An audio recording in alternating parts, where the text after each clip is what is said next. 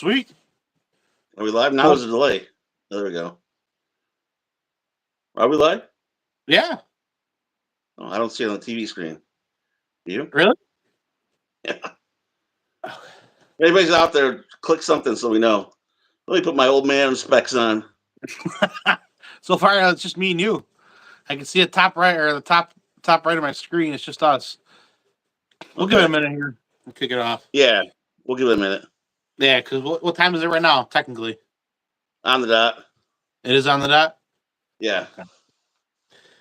Hey, we We'll get see if people. We anybody get people. sees, because I don't see anything on the screen yet. Oh, there we go. It's coming in now. Oh yeah, Oh, yeah. I'm getting there we go. notifications now. It's live, brother. Alrighty, I welcome may have to to leave these things on. I don't know. What's that? I may have to leave these old man cheaters on. I don't know. I can't see the comments too well, but that's all right. All right, What's well, up, welcome brother? to Meatballs SOS. I've got here 3-1 live with us. How you doing, 3-1? I'm doing good. How about you, man? I'm doing good. I'm doing very good. Good. So let's start off real quick and simple. Tonight, this open discussion. We're going to talk about being a prepared citizen and what exactly does that mean. If you can, I mean, if you could tell us, how long have you been in the a prepared citizen for? Man, it's over 20 years. I mean, actually, even as a kid, when I was like in junior high, I think I had the mindset of being prepared, no matter what it was. I always, I would have my mom pick up an extra couple cans of food. I would kind of hide things in the pantry. I mean, you can see I didn't go without food, but I would hide things. I would, just get extra water especially. I would always make sure we had extra water in the house, and whenever something would happen, um, in the news, like I'd hear the breaking news story, whatever, that remember that sound it would make on the news. I'd run to the TV, see what it was, weather. If anything bad was in the weather, I'd always be, out there looking around. I've always had that mindset, and then as I got older, I went down different avenues and different paths and got involved in different things. Sure. Yeah, that's I think all of us have it within us. And I'll tell you what, when I was younger, I used to do the same thing. I used to stock up um, all the time on anything and everything. Yeah. We had a fort when we were younger with an old friend of mine, and we used to just whatever our allowances were, whatever money we could scrounge up, we'd go to Walgreens, always Walgreens, and we would stock up everything in the fort. For some reason, we always thought we were going to be getting ready to fight the Russians, and that's no lie. That is no lie. We used to do that a lot. Yeah. Well, you come And from a then it big just Italian family too. snowballed from there. It just Yeah. snowballed from there. So, Yeah.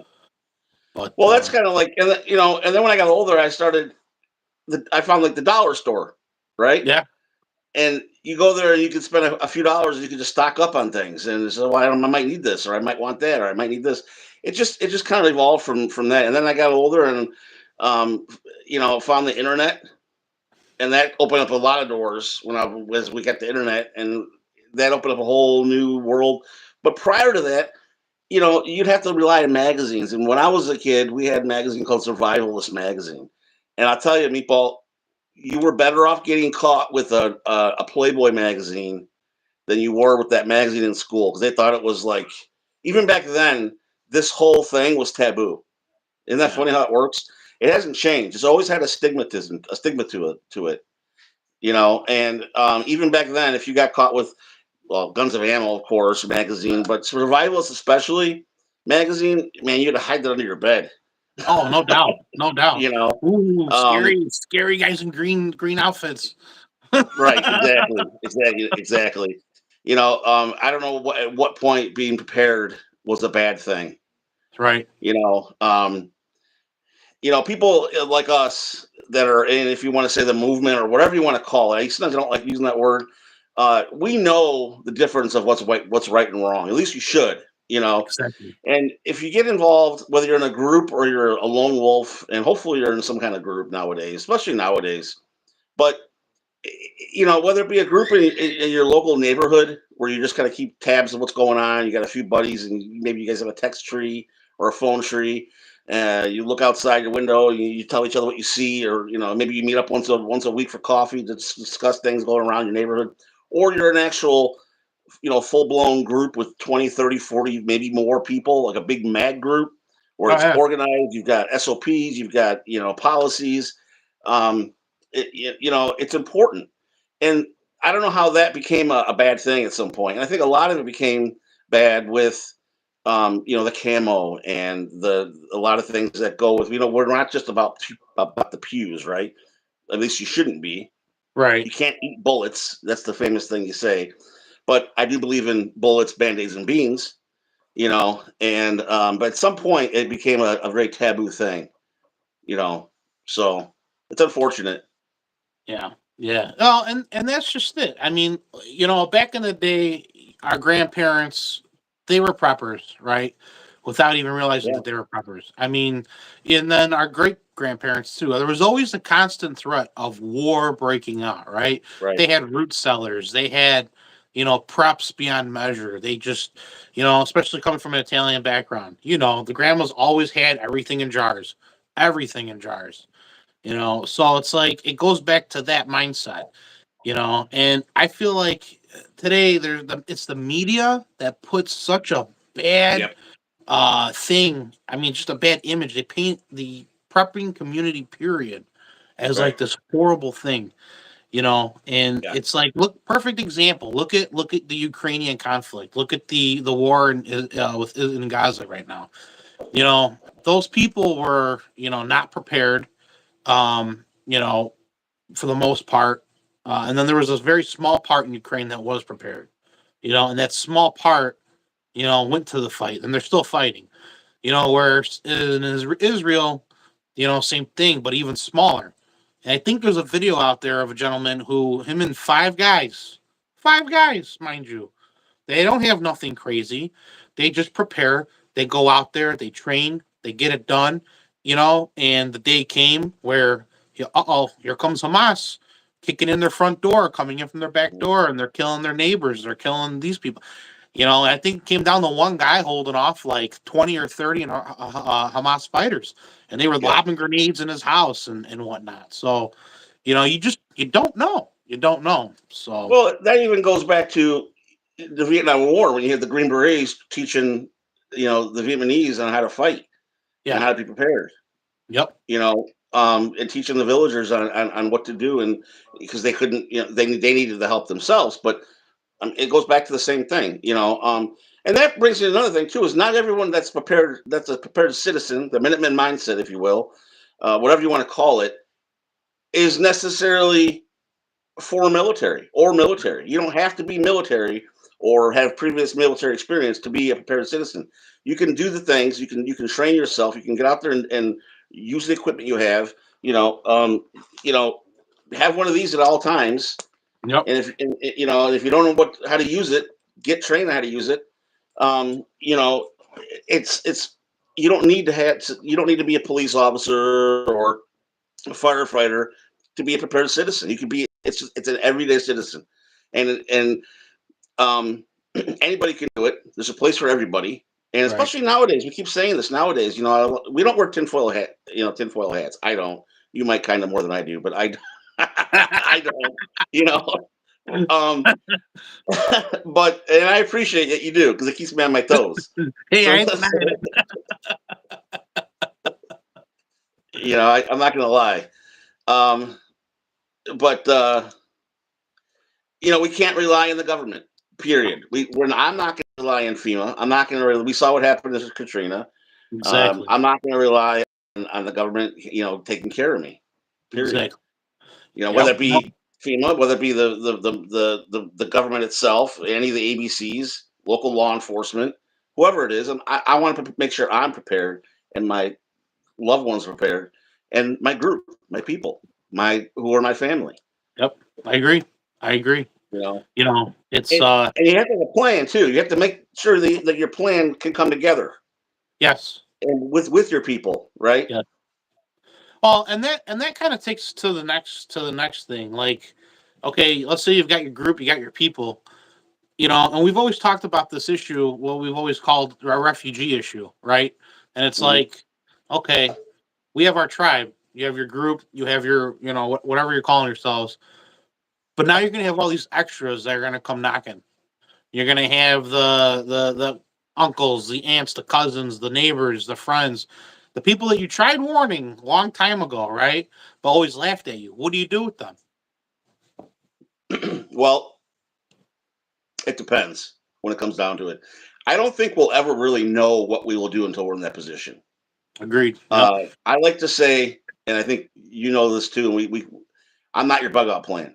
Right. You know, we all have friends and family that say, "Well, I know where I'm going to go when the feces hits the fan," or I know where I'm going to go. I heard it in 2020.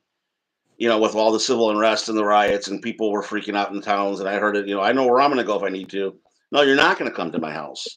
First of all, let's just tell it how it is. I don't answer my door now unless I invited you over. Right. If I didn't invite you over, even if I know who you are, I'm not going to answer the door unless I know you're in distress and you're a friend of mine. And I can clearly see you're in distress. For the most part, I'm not going to answer the door. I didn't invite you over. This is my safe space. Don't come over unannounced. Plain and simple. But putting that aside, um, it's kind of like Sophie's Choice, right? Like, what do you say? Yeah. When someone comes to the door that it's a loved one, and fortunately, my uh, my biggest my in-laws don't live too far from me. They're guaranteed to go where I go. And that's pretty much it. You Sure. know, and that means whether they come here or we go somewhere else, they're coming with me, and that's just it. And they know that. I've got them set up with a radio, and they're aware of what to do if things go bad.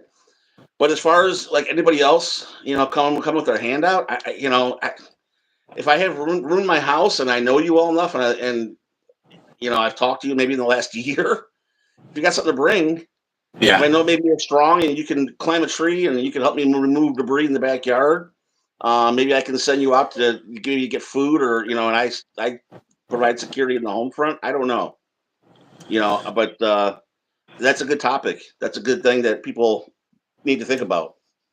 No, it's the truth. I mean, you never know. I mean, it's like one of them things where, I've prepped for myself and my family. You're not expecting that knock on the door when, SHTF happens and it's like, so and so who was laughing at you and you're like, hey, Well, we that's we can't stay here. We can't stay at our house. We got to, you're the only person we knew to come to. Well, what do you do with yeah, that? You're empty handed. yeah, and I think that's different too. If you've Yeah. mocked me Right. all these years, you've mocked me, or we've had debates at the Christmas dinner table about whatever, then you're definitely not coming to my house. I'm going to push you right out to the wolves. I mean, I hate to say it like that, but that's just how it is. I And I've agree. been mocked. I'm with I've you. been mocked by people in the Oh yeah. family, and that, and there's not a chance in hell that they would be welcome in my home. I agree. You know, I'm right I there with you. actually was mocked by a certain. I'm not going to mention names. A family member of mine liked to mock me and get in debates, which I don't ever try to do. And at 2020, the same family member had asked me, yeah, I know it's kind of if I had extra ammunition. They actually asked my wife if I would give them an extra box of shotgun shells because they had an old shotgun they pulled out of the attic, whatever. And even though they've been against it all this time, and they've mocked about stocking up in ammunition or whatever. 2020, they were so scared and so nervous, they came to my wife and asked, "Do you think I could get an extra box of ammunition?" And of course, my wife knew better. She asked me first. I'm Right. not saying she's trained, but she knows when it comes to that kind of thing, she's not just going to hand it out. I said, Exactly. absolutely, absolutely, give it to that person. Yeah. I'm not going to deny someone's safety or if they feel like scared. So we made sure they were taken care of, and we did. But I always knew. See, you mocked me all these years. You had Yeah. these debates about nothing would ever happen, and here Yeah. you are coming to me. Yeah, and that's just it. I think if we can um, get the word out there, if we can educate people, we can get people kind of their eyes open, if you will. And there's going to be more people that aren't going to pay attention, and they're still going to laugh at you, and that's fine. Yeah, Um, but once you're in, and you're in, and you're doing the things, and you're reading up on things, and you're staying up to date with key issues and whatnot. I feel like you get your tribe established, right? And then you're going to come across different personalities. You're going to come across yes, different yes, egos, different whatnots, and that brings us to another solid point. What type of people do you start allowing now into your group? Um, yeah, do you start allowing, just the tactical, high speed guys, or do you just start going like what your average Joe citizen and see what they got, or a blend, and you kind of just go off of each other and teach each other yeah. things? You Well, know? that's a good question. I think a lot of times you need to look. Well, most of the time you need to look at the person and how they are overall. There has Yep. to be a vetting process. You have to vet that person. Um, well, why do you have to vet them? I thought everyone's welcome and if everybody has something to bring to the table, because we don't want people who are radical. We don't want people who have a bad agenda, who have a different agenda than we do, or who have ill will towards the government or crazy thinking. We don't want that kind of people in our group. Anybody should not. Nobody should want that in their group. Put it that way, right? So the first thing you need to do is vet the person, and also look at your group as a whole. Do you need more people in your group? What do you need to bring more? I think people you can always need more people if they have something to bring to the table. If they're coming to you because they just feel that they're scared and they don't know where to start and they just want you to help them. If it's all about you helping them and you don't hear anything back, that's usually like you don't want anything to do with that. Let them find something they need somewhere else. You're not going to be the person for them or the group for them because they're going to be dead weight. I'm just going to tell you that's not what's going to happen. If they come to you and say, "Hey, listen, you know, I'm former this. I used to do this. I have this much training, and I want to do this and participate." Great. If they come to you and say, "I don't have this kind of training. I'm not former this. I'm not former that, but I have started doing this. I am learning about these things. I do know. I'm trying to learn what's in these. And I like to do this, and I want to give, but I know there's a need for being prepared. That's great too. Right. You know, again, you don't have to be a high speed running gunner to be a prepared citizen. Right. You know, Yeah. so I think and there's a place for everybody. I don't care what size you are, what color you are, what nationality you are. There's a place for everybody. You shouldn't base your group on a political stance, and you shouldn't base your group on a high speed run and gun kind of stance. You shouldn't just be all military. Right. It's great if you have military in your group. Believe me, because they can help train you and they can help train others in the group. In the same sense, there's other things that people who maybe don't have military experience can help teach and train others as well on other stuff. Yeah. So I think it's Yeah. just it's one big mixing bowl, right? Now I do say there's politics are not involved in groups and they shouldn't be, but unfortunately they do sometimes mingle in the mix because the politics that are happening in our surrounding times, as of right now, could be affecting your what your group is there for. What it could be affecting your day to day lifestyle. Right. Whatever politics, whatever flag you fly, whatever you know what I mean.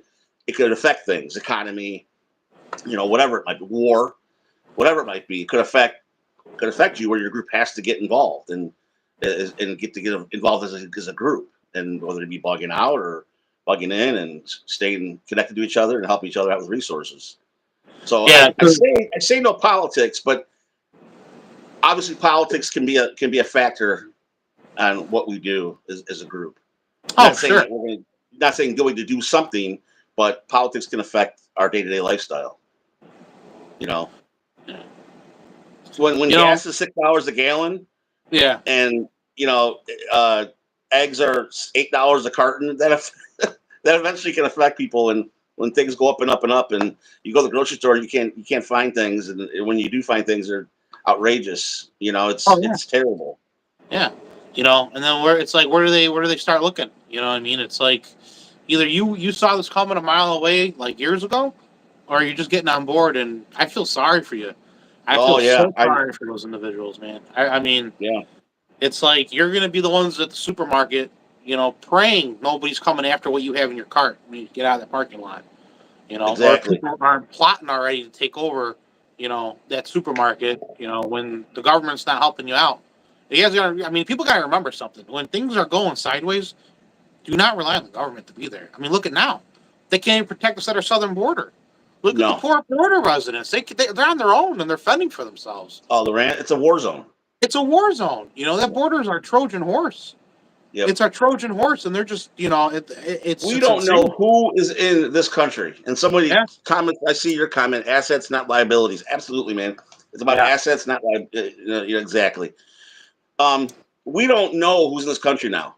right. We don't know who's in this country and who, even if there's a small amount of people that want to do bad things. Let's say there's 1,000 people out of all the millions that have come over the border. That's a lot of people that hate this country. Oh yeah, oh So yeah. it's scary. It's bad. It's bad. You know, and it's like I don't know what to say to those that are just starting out. And what do you? I mean, and that's a good talking point. Where do you direct somebody who's new to this?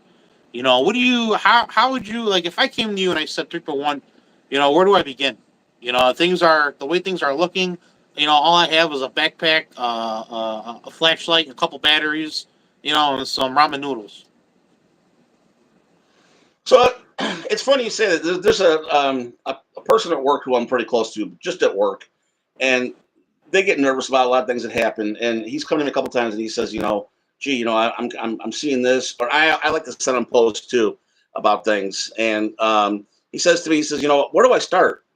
He says, I don't. He shows me his flashlight, and it was the old school mag light with the yellow. I can't think of the bulb. Was Frontier Survival, halogen? how's it going, brother? How you doing, What is it? everybody? What Was it kind of with bulb? halogen Yeah, lights? yeah, the old yellow, like back then they were great. We thought that was the cat's meow, but they're not so much anymore. We know there's better technology, and he turns this thing on, and it's like, what do you get? It's like a candle. I said, hey, go on Amazon. I said, and I don't ever want to steer people to buy the really expensive things. Right. I don't want to say go buy a Surefire or a Streamlight, just because they're going to see that since they are new, and they're going to be like, wow, $140 for a light, and they're going to shy away from that. And there you go. That's the word Yeah. right there. Incandescent. Yeah. Yeah. So I usually say, hey, there's lots of good lights on Amazon. Take a look read the reviews. LEDs have come so far in advance, so they're not that expensive. You can buy packs of 3. Find something that's got at least 300 lumens. They fit in your pocket. I mean, I got them all over the house. Our radios, our bell phones, they have bright LED lights on them. And or if they say, hey, listen, I want to get a little kit, go to the dollar store. There you go. A lighter. Pick up some extra rations, extra food. And I like to steer them to channels on YouTube, Yeah. but channels that don't sell fear porn. Exactly. Right? Exactly. Take medical classes from your local fire department, your local YMCA, if need be. If you're afraid, if you don't have any idea how to do CPR or any idea how to stop the bleed, or again, any idea how to use anything in this, Right. And before I go any farther, I always tell people too, like if you have an IFAC kit, well, if let's say you buy one already stuffed, this is stuffed on my own, but you can buy them already made. Oh yeah. Don't remove things from. If you don't know how they work, don't take them out. If you give a chest dart in your kit, don't take it out and throw it away because you don't know how to use it. Because you might be in a situation where somebody does know how to use it, and you can just say, here, right? So I always like to stress that. Don't throw the things out of here that you don't know what they do or what they're for. Learn how to use them, preferably. But Yeah. secondary, don't throw them away. Keep the stuff in here. And always keep the stuff stocked up, no matter what you think it is. Even if you don't know how to use it, at least you have it, and you can say, hey, here you go. But anyway, I kind of got off topic there. I would send people to go get medical training somewhere if they have none, and I would tell people to go on YouTube, type in whatever you can think of, and how to prepare bug out bag, whatever it might be, and start from there. And just Yep. find someone that's not selling something. Um, I'm not saying they're not selling their own stuff and their swag. I'm saying someone who's not selling products, survival products, to sell to you and they're going to sell fear form to you. That's what I want to stay away from. But yeah, it's something that we do come across. People ask questions, where do I start? And I just tell them, get food, get water. And I've been pushing a lot lately the comms. I've been pushing the Battlefront radios so much lately because they're so cheap. Oh They're yeah. very easy. They're easy to use, you know, and they are a lifeline. You and I have tested them out. I've tested them out 30 miles from here, just in my house with the homemade jungle antenna, Yeah. and and no, I don't have a license. Take me away. I don't have a license. I say it on YouTube. I don't have a ham radio license, and we've talked about that before off camera. You know my opinions about that. But I always say have some kind of communication so you can get hold of your family. It's Yeah. important to be able to get hold of your family when things go down, and that's a good start. Get a little kit together. The lights go out. Have the candles. Have the stuff. The batteries. The flashlight. You know. Also have it in your vehicle when you're mobile. So have a bag ready. If you were stuck, it doesn't. And also, SHTF doesn't have to be the end of the world. Right. It could be a temporary thing. It could be a couple days. It could be you're stuck somewhere. It could be anything. So they say pack accordingly when you go on vacation. Pack accordingly. Pack accordingly, like you're going to go on vacation. Stick it in your car, your bag in your car. Have some clothes. Have some toiletries. Extra medication. Stuff to hydrate you, and some food. If you're stuck somewhere, you might be stuck in a hotel somewhere. It might not be in a shelter in the woods somewhere, as much as we like it to be. You know, but you might be in a hotel for a night or two.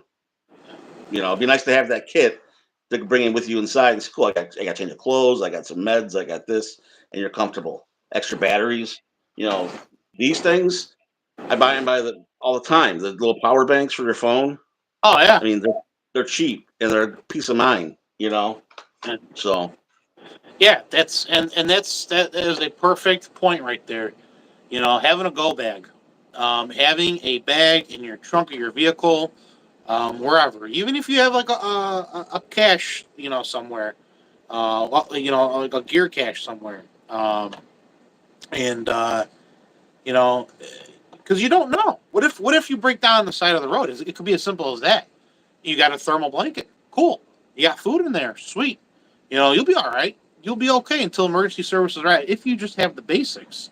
right. And I think a lot of people, they kind of get like overwhelmed when, especially, and that's like, if you watch somebody on YouTube that's like selling fear, it's like, oh my god, I need this, I need this, I need this, and I need this, and before you know it, you've drained your bank account. Well, pump the Yeah. brakes, calm down. Let's take it one thing at a time. And Yeah. I've always said to people, if you're just starting out, come to me. Let's get you on, right path forward, and we'll start you off small. I am a huge believer in surplus gear. It's it's been tested, it's been proven. You want to avoid things like Stealth Angel, okay? Any of the Stealth Angel products. Now, granted, I'm not gonna knock it 100%. I'm sure they probably do have some good things, but as you know, I got a backpack from Stealth Angel. I opened it up. I put it back in the box. And I give it away for free. Hey, I don't want this thing. And it was a knockoff of that 3V gear. Yeah. 3V, Well, I think. yeah, 3V was like a Paratus or something like that. And when I got that thing, I was like, oh yeah, now this is the bee's knees right here. But that thing was so bad. The carry Yeah. hand, single stitch, Yeah. knowing all that stuff. You gotta watch. You gotta be careful out there. Yeah. And that's a good point. That like, when you say, what do you direct people? And I've had people say, I found this survival kit on Amazon. In fact, Wendell from Prepared Wander just did a great video on the Ozark Trail first aid kit. And nothing in that bag was successful except the bag itself. All right. And I think he paid $30 for it. So you paid $30 for a decent bag, and he put everything to the everything to the test, and everything broke. And the flashlight was okay, but everything broke on it. And he was fair with it. He put it to the test, and that kind of thing. Those kind of things will get you hurt. I think Oh more yeah. than anything. It's a false Oh, sense of security. First of all, it'll get you hurt, and you want to stay away from that kind of thing. But then again, well, where do I start? We've all started it. We've all been there at that one point. At one point, I was there at one point. We've all been there, especially when Amazon came to the surface. Man, we were like, wow, you yeah. know, and then we realized, oh, it's garbage.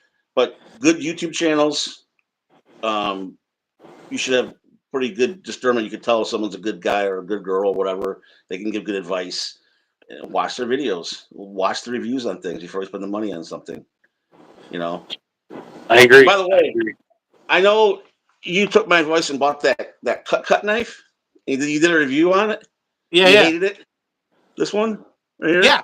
and you hated it so I bad. hate You it. must have got it done, my brother. Because let me show you something. Let me. You see that? You got a dud, bro. I think I got a knockoff of a knockoff. I don't know how you can knock off. Well, this is a knockoff of a Mora, which is pretty pathetic. They have knockoffs of knockoffs, but I couldn't pass up a 2-pack. So once in a while you get lucky. Once in a while you get lucky on the cheap things. You're talking about cheap things, and look, I don't believe in spending lots of money to not ever use the stuff either. There's one thing.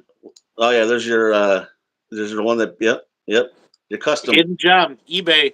Yep. eBay.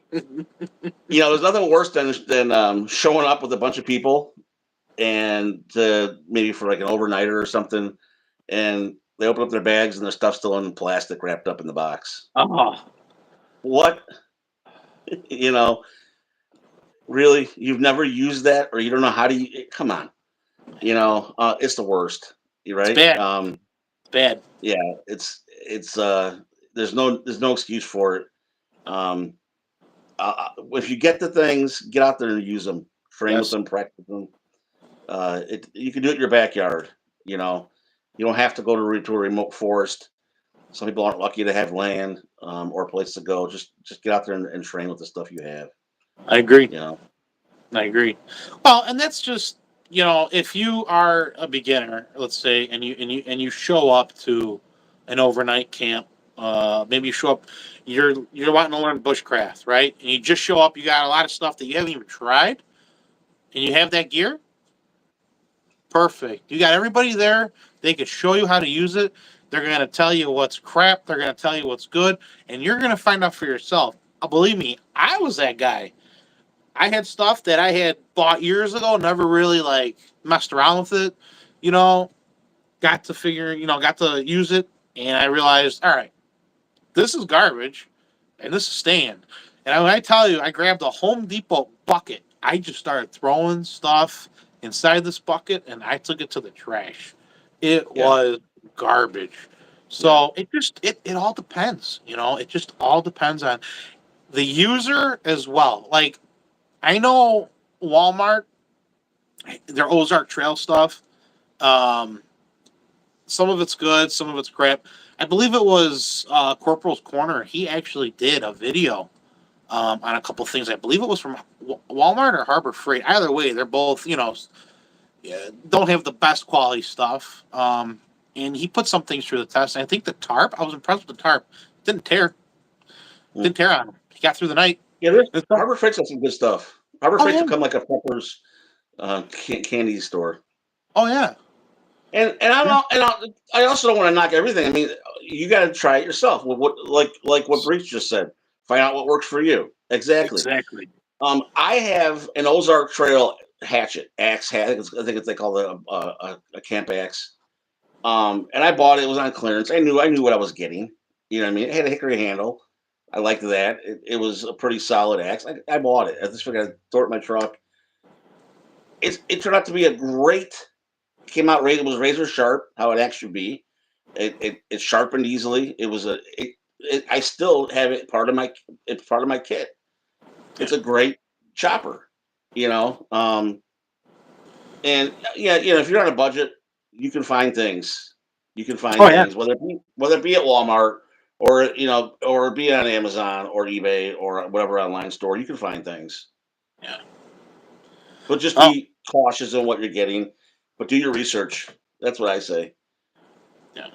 Go pick You up have a to. Mora for $15 for a knife. Pick up a Mora. Yeah. I mean, something as small as this, but these things though, the Eldris are. I'll tell you what, for the price, you're trying to Oh ball yeah. on a budget, and you're just starting out. Yeah. The Mora's for me. Mora's the way to go. You actually pointed me in that direction, and Mora, They're it they're great just. knives. Oh yeah. Well, especially the one in your hand. That thing's razor sharp. It's got a 90 Oh, degree spine. You yep. can make it in a little kit, little fire kit, a little whatever kit you want to make it in. I have mine with a little.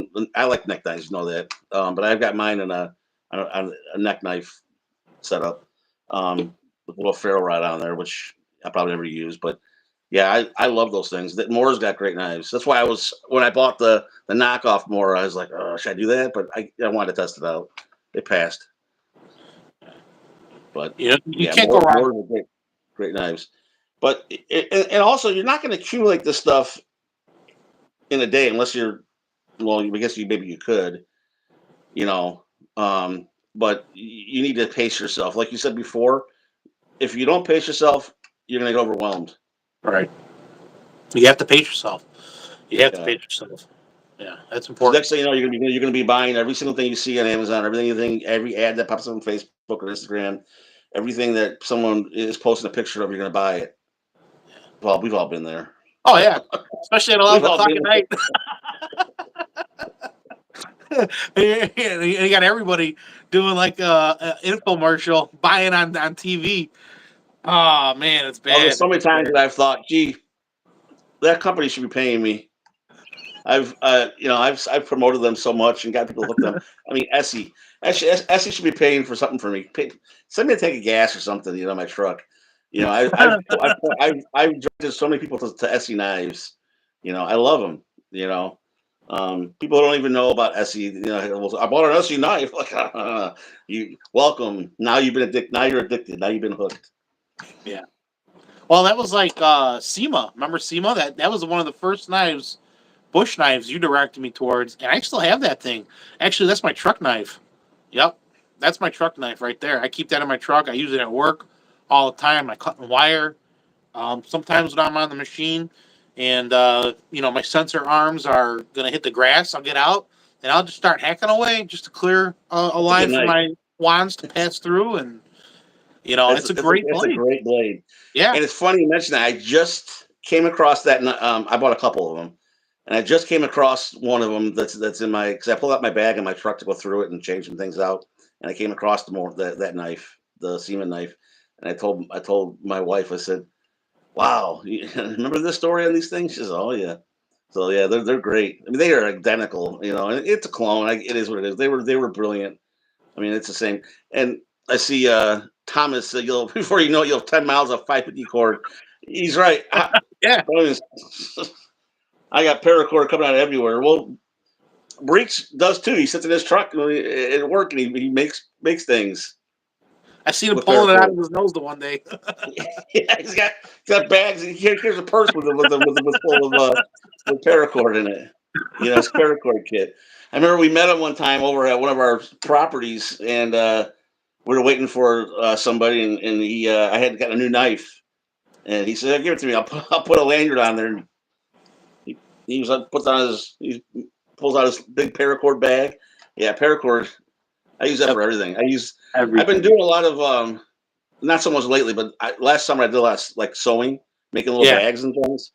And in fact, remember I told you about that bag, the BDU pants. So Oh this yeah. is this is what I was making is I cut the bottom of the leg off of a pants, right? All I right. leave the drawstring on, and I fold this in, and then I sew it inside, and I got a little pouch. So like I just have my coffee thing here, but how big do you want it? And I can cinch it up, and All right. it's secure and goes in my bag. But I've been sewing these things with the inner strands of paracord. That's So hey. There's nothing wrong with that. That's perfect. That's yeah, perfect. yeah. So someone here wrote, neither of you are fucking prepared to do some cardio. Well, it's funny because that's typical. That's typical ego right there, right? Yep, that's So what we're talking one thing about. people love to do is they like to say, you're fat. Aha. There's a such thing called fat fit. And like a lot of people like to run their mouths. Obviously in person they wouldn't. We know that. And they think, you can't, you can't run 16 miles. You're not, whatever. It's funny to me because there's one thing about being overweight. You can't move around. You can't, you're out of breath. You can't walk down the street. You can't do whatever. You can't hike with your bag. You know, you can't go hunting without being out of breath. You can't walk across fields. You got a problem. You need to work on some cardio. You need to work on your lifestyle. But it's one thing to be fat fit and know what your limitations are and work on Right. them and try to be better. Yeah. Because not everybody's combat fit. We're all different. We all have different situations, whatever it is. But the trolls will be trolls. I think they're funny because they won't do it to you in person. Believe me. No. I've Keyboard warriors. never had one person walk up to me and call me names or say work on cardio or you're fat, whatever. Because it wouldn't end up too well for them. But No. so They're it's funny when boys. people say They're that. beta males. Yeah. They're beta. That's what they are. Yeah. Those are the same guys. They run the high speed stuff. They buy the Gucci stuff. But hey, let me tell you something. They wouldn't know how to use a Ferricine rod. What is this? What do I do with this? And they'll be And they wouldn't know how to skin a buck. Yeah, they wouldn't know nothing. So it's funny. You can go out and be all Gucci you want and go hit the gym and hit the weights. And that's great. You should be. I should be hitting the weights in the gym more than I should be doing more cardio. I know I should. But it doesn't mean that because of that goes back to people in the group, in different groups, how they are. You don't have to be a certain level of fitness, right? To be prepared. If you carry a pew, which you should know how to use that pew in a situation. You should be trained how to use that pew. I can't stand how many times I've heard someone say, "Yeah, I got my concealed carry, but I don't carry it. I'm gonna start carrying it now. I feel like things are getting bad." When was the last time you went to a range, and not just paid for an hour to go to some dusty range at a gun shop? When did you actually get out there and work at a range and shoot? Different distances, drawing, practicing. When was the last time you did that? Well, I haven't done it in years. You probably might not want to carry your weapon then. Yeah, because then you're a hazard. You're a hazard. You're a hazard. You're gonna hurt yourself or hurt somebody else. Exactly. Everybody thinks that it's a matter of just, I'll just pull it out and the person's gonna run away, or the misconception of I'm just gonna shoot them one time and they're gonna go down. No. Well, shoot him in the leg. Okay. Number one, either you're going to be behind bars, which you probably will be anyway, off the bat anyway, or you're going to be dead yourself. So, I look at it like this. There's been times in history where, you have been able to accomplish a lot of things, and get through things. Like perfect example, like the Mogadishu Mile. That was a mile run from hell to safety. That doesn't happen a lot or often on the battlefield. I've never seen combat from guys I've talked to, who share their knowledge, their experience from books that I've read. I'm a big history buff, so for me, it's like, okay, those guys there, they said it's not even like Call of Duty. Okay, it's not like that, and it wouldn't be like that in a SHTF situation. Okay, unless you got green guys jumping out of the sky, that's a different situation. But I think 100 meter, 200 meter, dash, and with your gear. Yeah, you got to be able to throw that around. I think so. There should be a. I agree. If you can't, you got to be at least be able to move around with your gear on your back. And especially if you're on a carrier, and you got to be able to at least move around with that, and be able to haul around your stuff.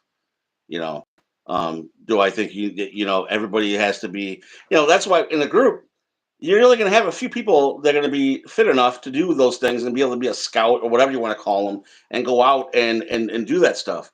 There's important things to do back at a home base, if you want to say, if you want to use that word.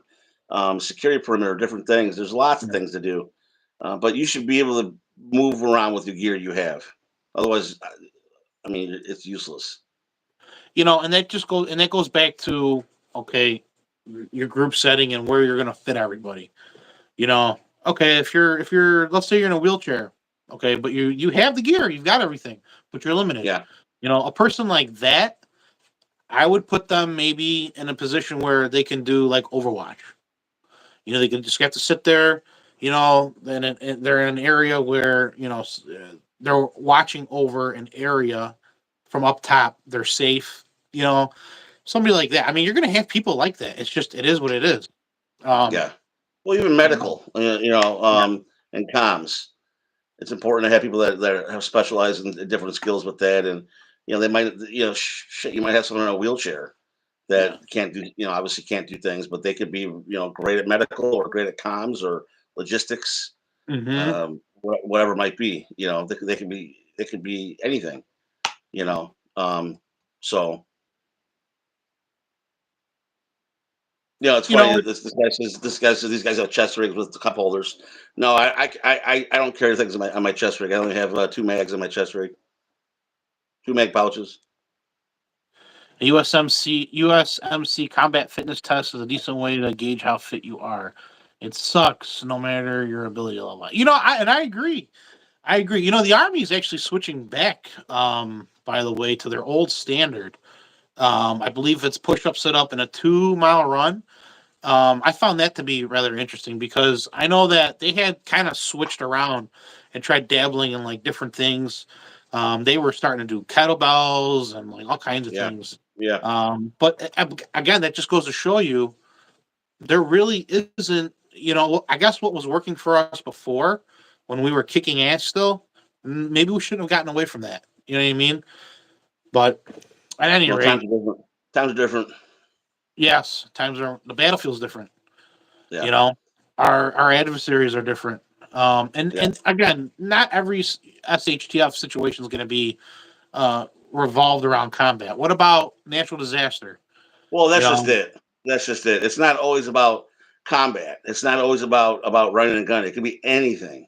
be anything. And not all SHTF situation, like I said before, is that's it. Lights are out. End of the world. That's it. It could be a temporary thing. Exactly. You know.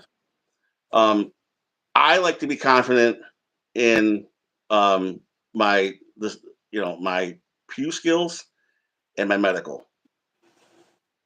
I want to be able to stop the bleed on myself or somebody else Yeah. and render aid, however it might be. I know that I'm not going to be, in full gear running miles and miles and miles. It's not going to happen. I know that. Nobody is. You Nobody know, is. well, they'll tell you they will. Yeah. You know, but I also think that um, it's important to be honest with yourself, Hmm. and that goes back to checking the egos at the door, Yeah. right? So you need to check your ego at the door because if egos will kill morale and kill Oh yeah. mindset, will get you killed, and they'll destroy groups. They'll pull them apart. Yeah. If That's you that's one thing. You're right. It's a toxic trait, and it can spread like a cancer.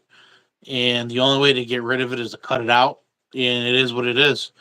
yeah, You can't have a guy in the group who starts whispering in other guys' ears, right. which in the past I'm sure, maybe it's happened to you, but Oh that's how yeah, stuff spreads. That's how it spreads, and yeah. people start, forming cliques, if you will, within the group, and Inner coups. eventually, the what? They start doing like forming like little coups against the group. Yeah, yeah, and then For they're all real. butthurt later on when they get busted. Well, Yeah, hey, yeah, if you were trying to be a jackass, and whatnot, then maybe, things would have been different for you, but so sorry. right. You can't have guys like that in a group. It's just not, it's It's not good. toxic.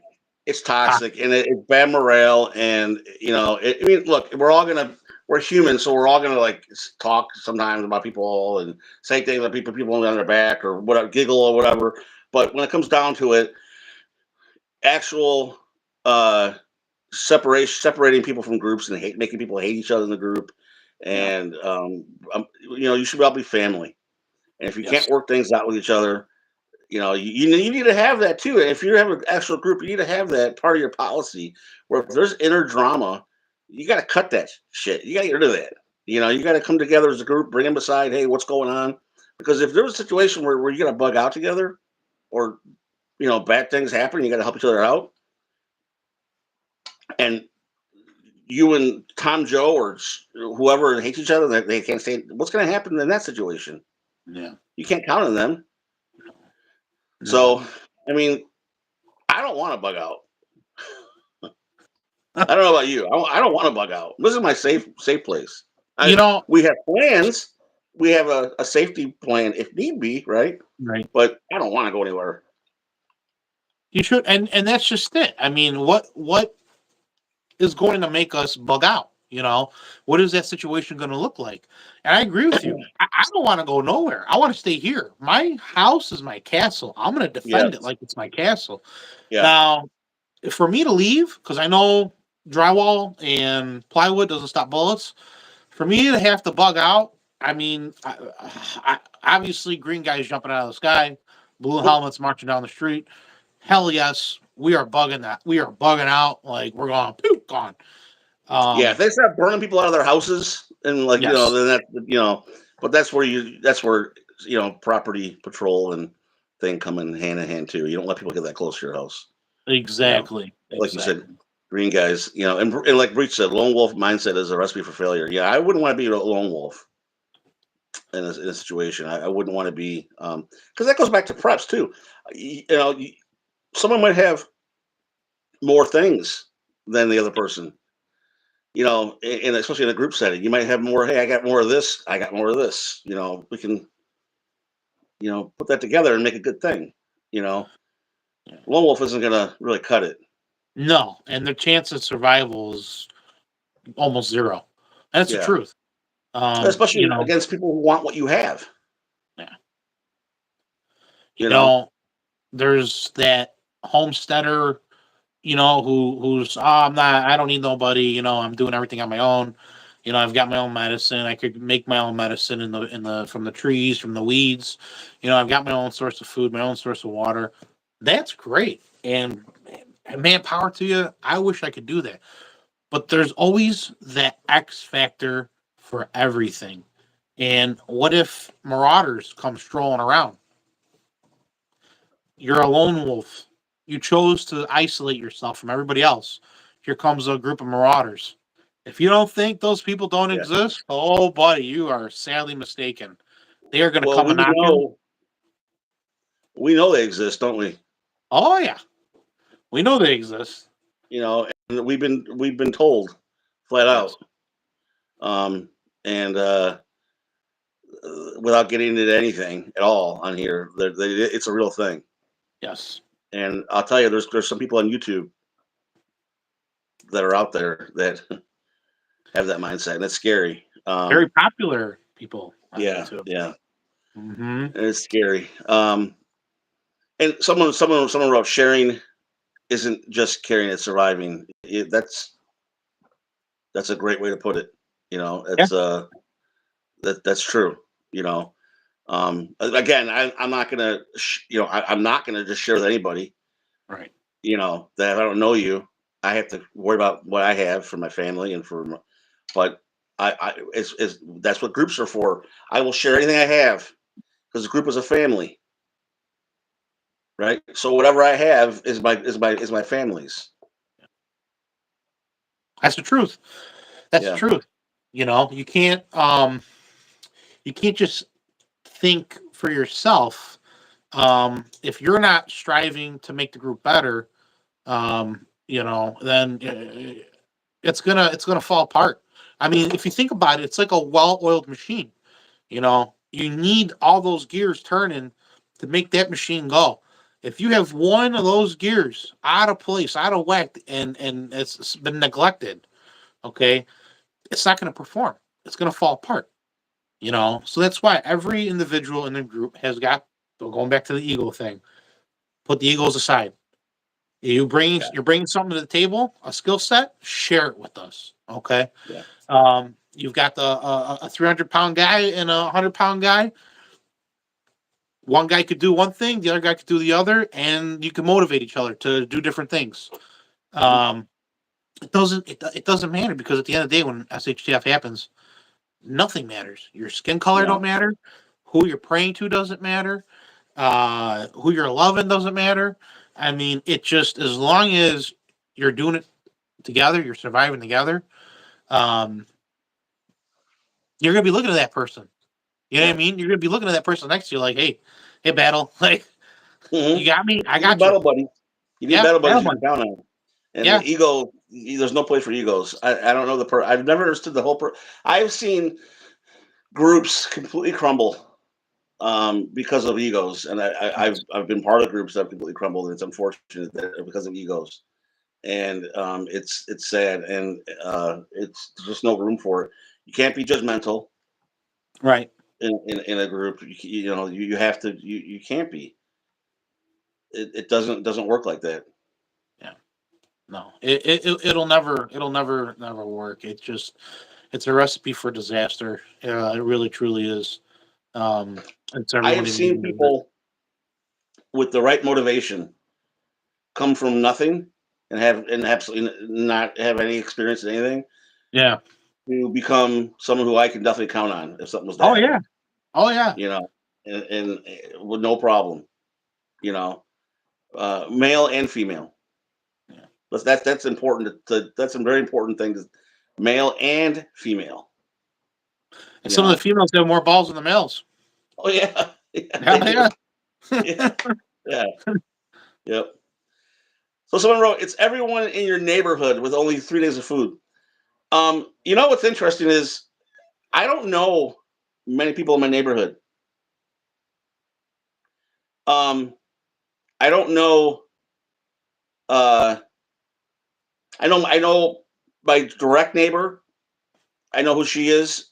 Right. She's a nice person, and I would help her out. But my other neighbor, I don't really know. I don't really care for, but I don't really know my neighbors. And it's not because I'm a shun-in. It's just we wave and how you doing. We know one across the street. We know who they are, but the ones down, we don't really know each other. Which is unfortunate. That's a bad thing, but it's just the kind of neighborhood we live in.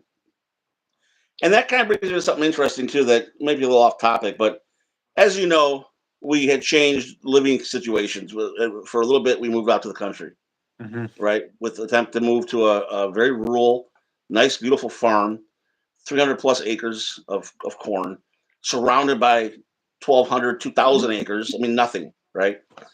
3 barns, beautiful farmhouse, secluded, rural.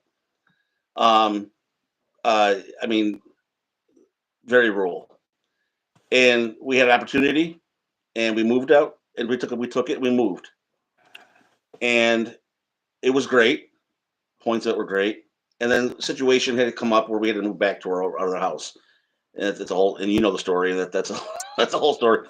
But that lots of people say when you live in the country, that's where it's at. If you're a prepared citizen, if you have the mindset of a prepper or a Minuteman or whatever it might be, get out in the country, get out in the rural areas. I felt the opposite. Well, why is that? I felt like I was in open water and I was a fish out of water. Not because I didn't fit in. I have friends out that way. It wasn't that. It was the fact of you're so secluded and isolated.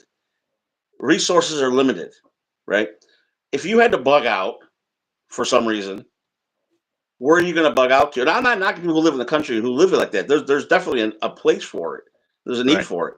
I'm just comparing that I've done both, And if you were to bug out, at least in my situation, I would have to. You'd run out to the cornfield, or you drive out to the cornfield, and you would keep driving. You keep driving, And if you're getting chased or someone's taking shots at you or whatever it is, they have plenty of where to hide, right? Resources. If you need to find an old place that's abandoned or try to find supplies, they're not there. Right. It's you go in the urban areas. If things, I'm not supporting looting by any means, but if things are shut down and collapse of society, everything's abandoned, and you're gonna be able to find stores and gas stations or old sheds or buildings or businesses or whatever to maybe take shelter in or take get supplies whatever you need. Whereas in the country like that where I was, oh, man, you're not gonna find any of that. You're No. lucky if you're obviously your phone's reception wasn't the best. Radios were a big thing, but that was a concern. It was so much of a concern that I would leave for work at 3 in the morning to get to my job, and I would drive all the way around the barns, the three barns that we had there, with my spotlight on my truck and my flashlight, looking around, making sure nobody was lurking because you'd never know. Now I didn't have the place fortified yet. I just moved there, so I didn't have cameras and all this stuff. But still, someone could come in, take shelter, and hide out. Wait for you to Yep. leave, get to know your pattern, and boom. I still, to this day, I always have when I leave for work, even where I'm at now. I live in the burbs. I walk out to my truck. I got my light, which I have at work. I carry it with me at work anyway. But I have my light, and I look around my truck, look down my driveway, look down the street, around the house real quick. It's a habit because I know when I leave, nobody's going to be following me.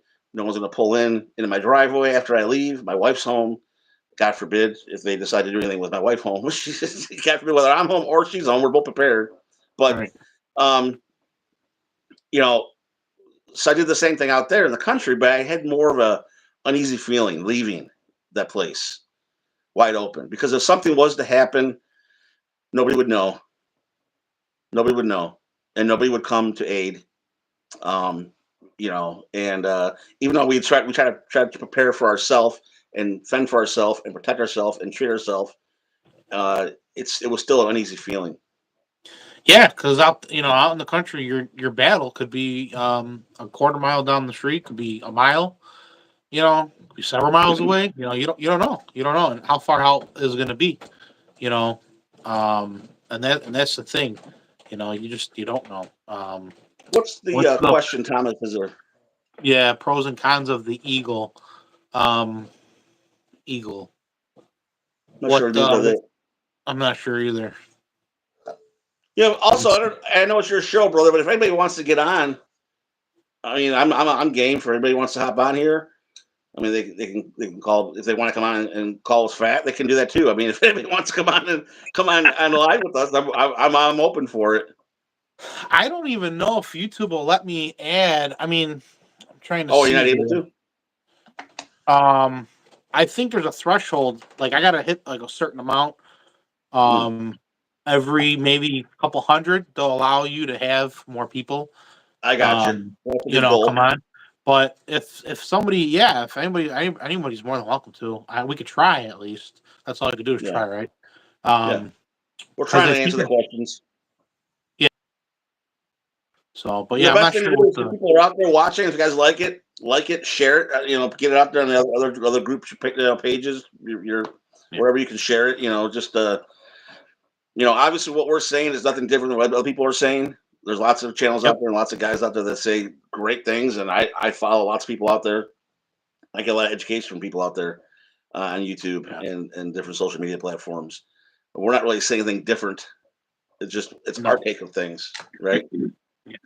Yeah. Exactly. Well, and the other thing too, we are the face of the prepared citizen. We are the average Joe, if you will. Average Joe. Um, and the thing is, uh, there's a lot of guys. I think they kind of intimidate their viewers before the show's even getting Oh into it. yeah, They already got people like, all right, dude, like I don't know about this guy. So for us, it's like this is as pure as it gets. This is if you will, I'm going to use like a liberal term here, organic as it can get. Um, absolutely. and it's just, I think, was it Josh on his live? like last weekend, I think it Yeah, was. good dude. I had everybody had on his show on that live feed was awesome guys, um, and they were they let me on.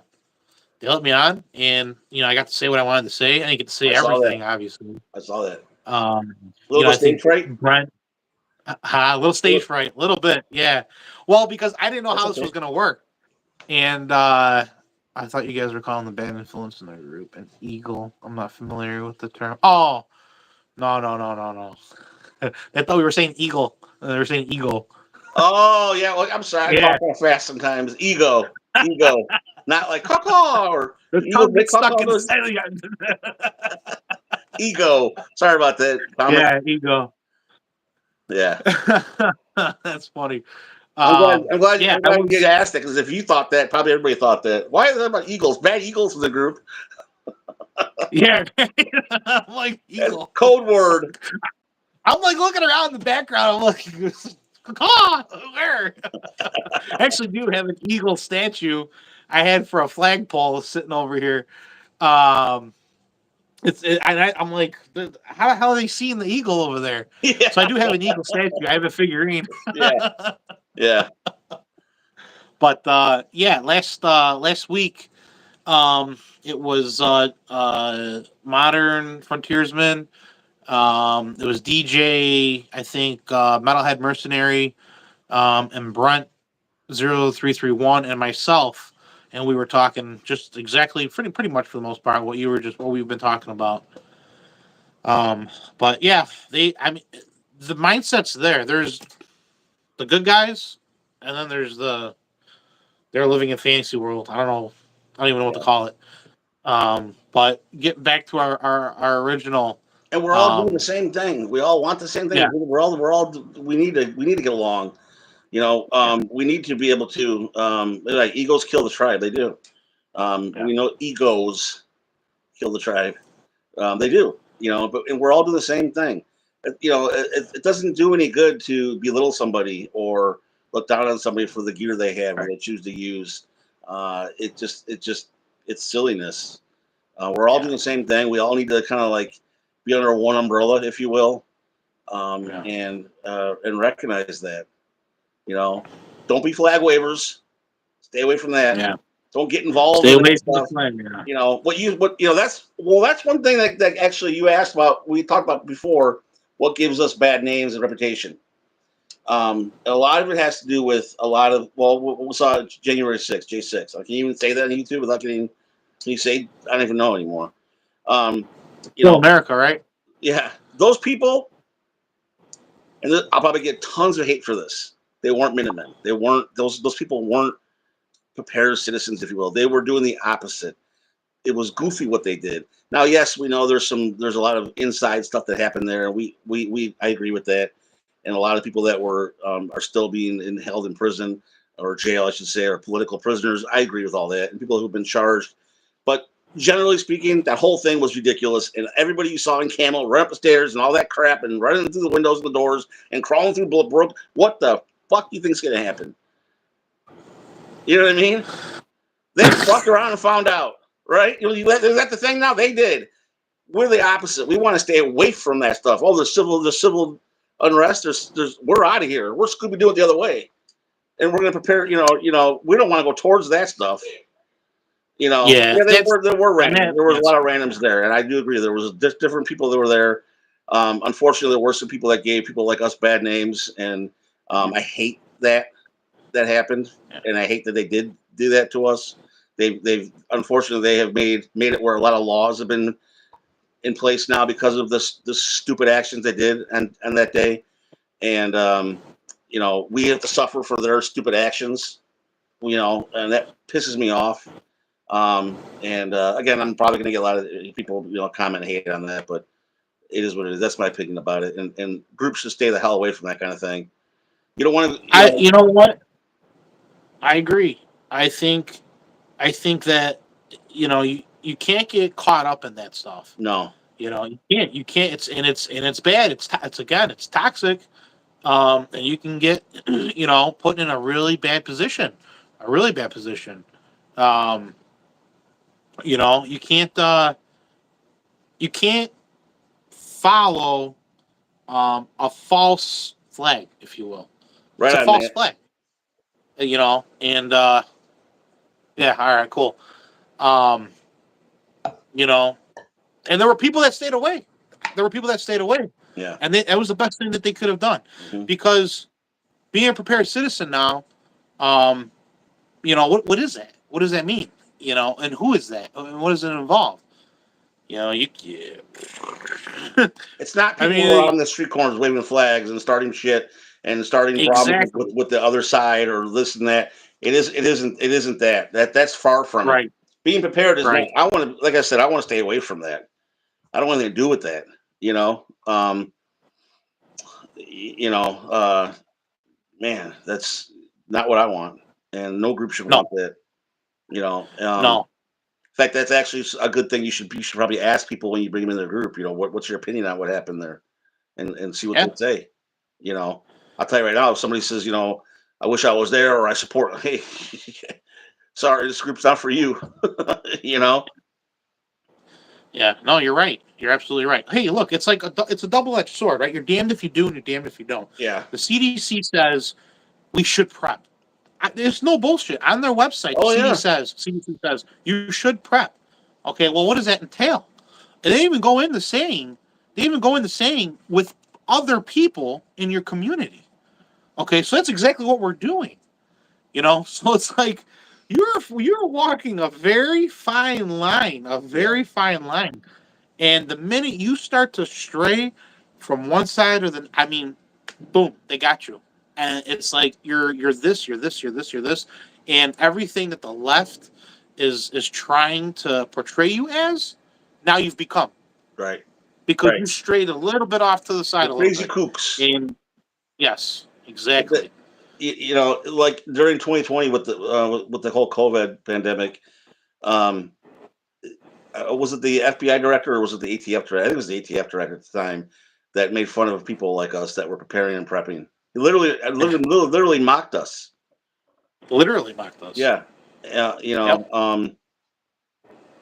and they think they were even saying that at one point that they're going to come to that if they have to, they'll come take our stuff. You remember that? He actually said that. If we have to, we'll come take your stuff that you're hoarding. Stop hoarding things from the grocery store because if it happens, we'll come take your stuff. We're gonna take all your toilet paper. Take out I your mean, toilet paper, right? that's how crazy. I That's how know that. crazy we were getting. And people should have learned from that. And I think people have learned from it. I No. think that's why we're seeing a huge movement and a huge influx in the prepared citizen. Because I think people learned a lot from the pandemic. The pandemic, that changed a lot of things, man. That changed how people act.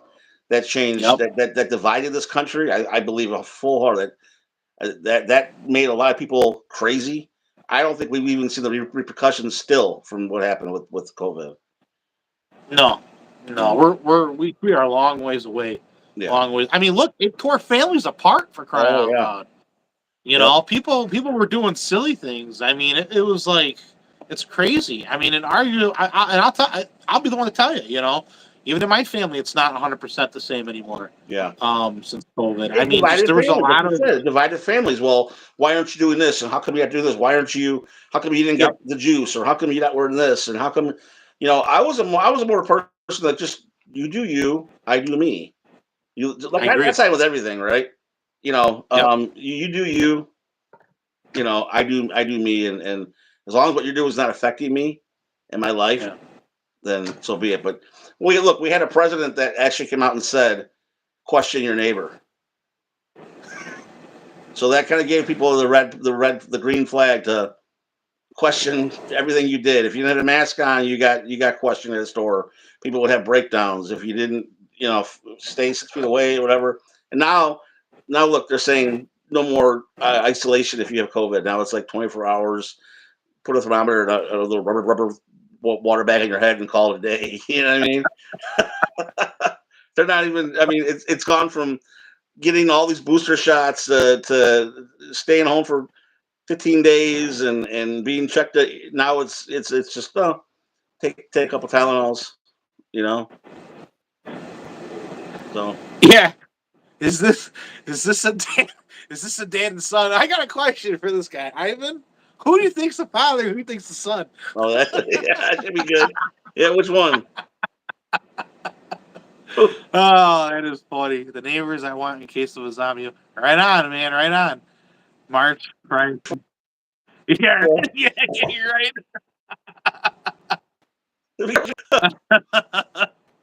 March Friday the 22nd, 2024. Happy birthday, years old 24. Happy birthday. Happy Whose birthday. birthday is March? Whose birthday? I don't know. March Friday 22nd, 2024. Happy birthday. Years old. Well, Yasmin, happy birthday, happy 24th birthday on March 22nd. Yeah, happy birthday. If that's what you're telling us, happy birthday. We're glad you're here. 20 Yeah, years old. absolutely. Not So everybody. yeah, I want to go back to who's the dad and who's the son. Yeah, I'm curious. I'm curious. Let me take off my old man specs. My readers. What's the comments say? And that's the thing too, like, even stuff like that, like preparing and prepping, it goes back to like, a lot of it could be an OCD thing, but I've got these things everywhere. My readers, I got them in my truck, I got them in my bags, I got them all over the house. They're always an arm reach away from my readers, and usually I can't find one pair. Yeah, it's on my head, but I like to stockpile whatever I can. Yeah, like a squirrel. You gotta be like a squirrel. Have you done any research on fish antibiotics? Ooh, fish antibiotics. There you go. That's a good one right there. So fish antibiotics is interesting. It's basically the same thing. It is. It's the same thing. Well, if you open up the book, and I'm not giving doctor advice, but if you open up the book and look on the pills, they're the same thing. I know. Who is it? Patriot Nurse? Yes, I was going to say she did a great rundown on that. She's amazing. She did a wonderful breakdown on fish antibiotics. Now I do know you need to know the ratio, and how to take what to take. You can't just take a big of fish antibiotics and just start taking. You need to know the ratio. Yeah. Because and you need to know what antibiotics to take for what. But I know there's lots of things out there, lots of resources out there you can look at. They'll tell you if you have this kind of symptom where you're sick or this infection, what antibiotics you should take. But fit antibiotics really have. I know there's a company out there, can't remember what it's called, that supplies you with antibiotics. Chase Medical. Yes. Chase Medical. Now I've heard different things about them. I've heard they're very expensive, extremely expensive. Very. But for no reason. What's that? For no reason. Yeah, for no reason. Right. For no reason. Yeah. So I've heard $400. Yeah, that's what I've heard. They're pretty expensive. For I want to say a case like this big. It's $400 for a case that big. And they have different antibiotics for different things, but don't count on Northwestern Medical because they don't like giving you antibiotics. It's all over there. It's all over it's all over the place. It's everywhere. We're not going to give you antibiotics unless it's something really serious, because something with bacteria your body's gonna develop an immunity, and it's not gonna work to it. And I'm like, listen, man, don't give me that crap. You guys misdiagnosed me 3 times last year, and finally when I had to ask for antibiotics. They gave antibiotics are important. It's hard to stock up on them because you're supposed to finish the bottle. It's very hard to stock up on antibiotics. But if people are able to stock up on them, do it. But that's where it goes back to the fish and fish antibiotics. I always wonder about that. I don't know too much about it, and I should know more about it, but I just don't. And maybe that should be a goal of mine to learn more about it. I need to. And fish antibiotics have gone up pretty much a lot in price too. Oh, they jumped. They have because jumped. people are stockpiling them. Yeah. So more people are becoming aware. Yeah.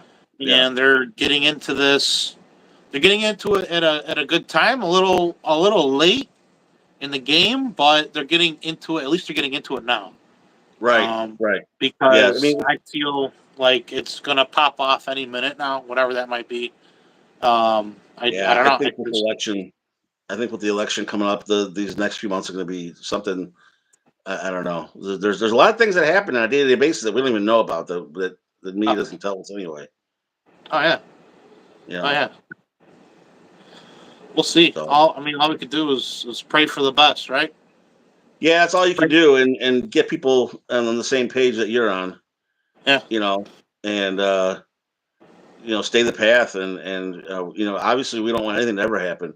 I always tell my wife, if I die before you do, don't just throw my stuff into a pile and throw it away, or don't just have a garage sale. you know. So here comes the fun trolls. I'm not taking any survival advice from somebody who can't run 10K. Okay, you don't have to. Nobody's asking you about your Hey, advice. if that guy's I'm gonna giving you run, advice. That's fine. You don't take my advice. I don't care. I know what I'm comfortable you with. know what? I know what I can do. you know. You gotta laugh at these people. You gotta laugh at these people. Diet pills. Hey, you know what? Fat people are gonna outlive the skinny people. I'll tell you why. There's proof of that We have actually. so much on us. We have so much on us. We don't need to sit there and worry about tomorrow's meal. Our body will just I'll eat everything away.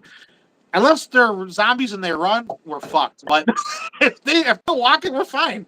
The fast running zombies scare the shit out of me anyway. I'm not that fast of a draw. The infantry does humps over distance for a reason, gents. Yes, you're right. They do. And you know what? Like I said, it goes back to what historically has been the case. Um, they do humps to get their cardio, to get their endurance. I totally get it. But if you do short sprints, from one location to the other, and you practice just that, football. Back to the football days, we used to do 2-a-days. We used to do. I think they used to call them burpees. They're Oh probably still God. calling them that now. You remember those? Dude, Oh yeah. back before, Yeah, I back was a football before. guy. I remember the burpees Oh my well. god! And that's a great exercise to do Oh, it with a is. weighted vest. Do that with a weighted vest. I mean, you saw me. I was rocking. I've been rocking with a weighted vest. That's a bitch. Yeah. I mean, Yeah. you feel it. Yeah. But try Yeah. Oh doing yeah. burpees in that. Oh god. Those Oh were yeah, that'll terrible. get you in shape. Thanks for the fitness advice though, barbarian, keyboard barbarian. But Keyboard yeah, barbarian. it, That's what I'm saying. uh, Like, people like to come on here on these platforms. I find it funny and say things, and it's like they would never say it in person. They would never right, run up on you and say it in person. They just wouldn't. You know what I mean? They know better. You know. exactly. Great. I fought Hot in and Fallujah. Fallujah, Okay. man. Hey, Someone who thanks fought for in your Fallujah service, man. and he feels that he needs to come onto a social media platform and be a little rat, a little troll and say things. It's funny. It cracks me up. It really does. It cracks me up because that's all I'll say on that. That's all I'll say on that. I find it funny. That's okay. They give you talking points. You just laugh at them. They're idiots. They really are. They're stupid. Yeah. Let's meet on live. Yeah, sure. Let's meet on live. If he okay, If you can get on, this guy comes into here and puffs his chest to two guys talking and okay, send him a link, man, if you can get on. What the hell? Oh, I love it. It's funny. It really is funny. I It don't really know. is. We'll get back to Barbarian in a minute. The guys like that make me laugh. Yeah. Again, probably wouldn't know what to do with this right here. Probably wouldn't know what to do, No. especially if you. I'm not even gonna go there. I'm not gonna touch it. Yeah. Not even gonna touch it. Whatever. It is what it is. But Tools at of the any rate, tools of the trade. no to your face, son. He wants to meet, not meet. Oh, he wants meat. I don't know, man. What this guy wants. I don't know. Hey, like I But said, man, you do you. yeah, right. Shit. But you know, having going back to what we were saying before, having that cool guy shit, the cool guy gear, just to backtrack a little bit where we left off, and having that surplus gear. I mean, what do you think? there's a fine line, right? There Surplus is a gear? fine line between surplus gear and the cool guy stuff. Oh, I love surplus Like gear. tourniquets, I No, think we're all on agreement. You really can't deviate from that. Like no, you it's can't. cat, it's rat, and Can't. rhino. Yeah, Yeah, you know. you can't. For the price, look. We've seen actually. Yeah, that's a cat. We've seen. I've seen. You've seen what cheap tourniquets will do. You know, they bend, they break. This part, the wind, the I can't think of the name of it. Winless. Yes, thank you. They flex, they break. You know, um, the you can't cinch you can't cheap out on sounds like a Chevy Chaser. Probably is. You can't cheap out on medical. And tourniquets are definitely one. It's funny. If you ask, a lot of people don't even know, and it's funny. You buy a chest seal, right? And usually two come with it. You know, well, why do two come in a kit? And well, in case there's multiple. No, because what goes in comes out, Right. right? So you want to get a couple chest seals because one that comes with two is still only one. So you want to get a couple chest seals. You want to get a good tourniquet. And like he said, they're a cat. That's the preferred. But you don't want to right in and out. You don't want to cheap out on medical. But Yeah. surplus gear. I actually want to build an IFAC kit out of an old 3 mag GI surplus. Um, Oh, okay. but here's the thing: on those bags, the 3 mag bags, what do you have on the side? You've got the grenade pouches. All right. Perfect for two tourniquets, one on each side, and then you fill up the rest of it inside there with an insert. You could make any pouch really, any kind of like med kit or IFAC, Oh whatever you yeah, want to make it. I mean, there's these things. I'm trying to see if I have one in front of me. I made a video on it the other night. Billy bands. I made my own IFAC. I bought the case from high-speed-gear, I think.com, and I just wanted it because of the quick release, that like little seatbelt strap that hangs yeah, over, yeah, and it was M81 camo. So I was like sold instantly on this thing. yeah. But the I've never problem heard of I've was never heard of BFG Blue Force. Have you? Blue Force gear. Well, I never heard of BFG before. They Yeah, me make either. good med kits. Huh. I have to check them out. Thank you for that, Martello. Yeah, I'm gonna we'll have to take a look at that. But yeah, the Billy bands, dude, they worked great. I mean, you had the Molly webbing on the side, threw that Billy band around a tourniquet, and then I stuffed everything else. I mean, I was able to get one of these guys in here, and these are pretty big, Oh yeah, you yeah, know. yeah. Like And I got these are huge, and these take up so much room in an IFAC kit. oh yeah, You know, I like how we just have everything on hand right now. I mean, everything's on hand. oh man, everything's at my disposal. I got everything. My other medical kit right here. Everything. What else do you want to see? I'm like a magician. Oh, I live amongst it. pulling shit out of our ass over here, Yeah, yeah, yeah. Spider-Man. Oh Another thing man. too is you asked earlier about to tell people what they should get, and I looked up and I noticed a bunch of my library I put together books. You can't go wrong with a good book, a good survival book, bushcraft book, whatever. There's lots of good books out there. I'm reading a book right now uh, from Stoked. It's SHTF. That guy's Right on. great.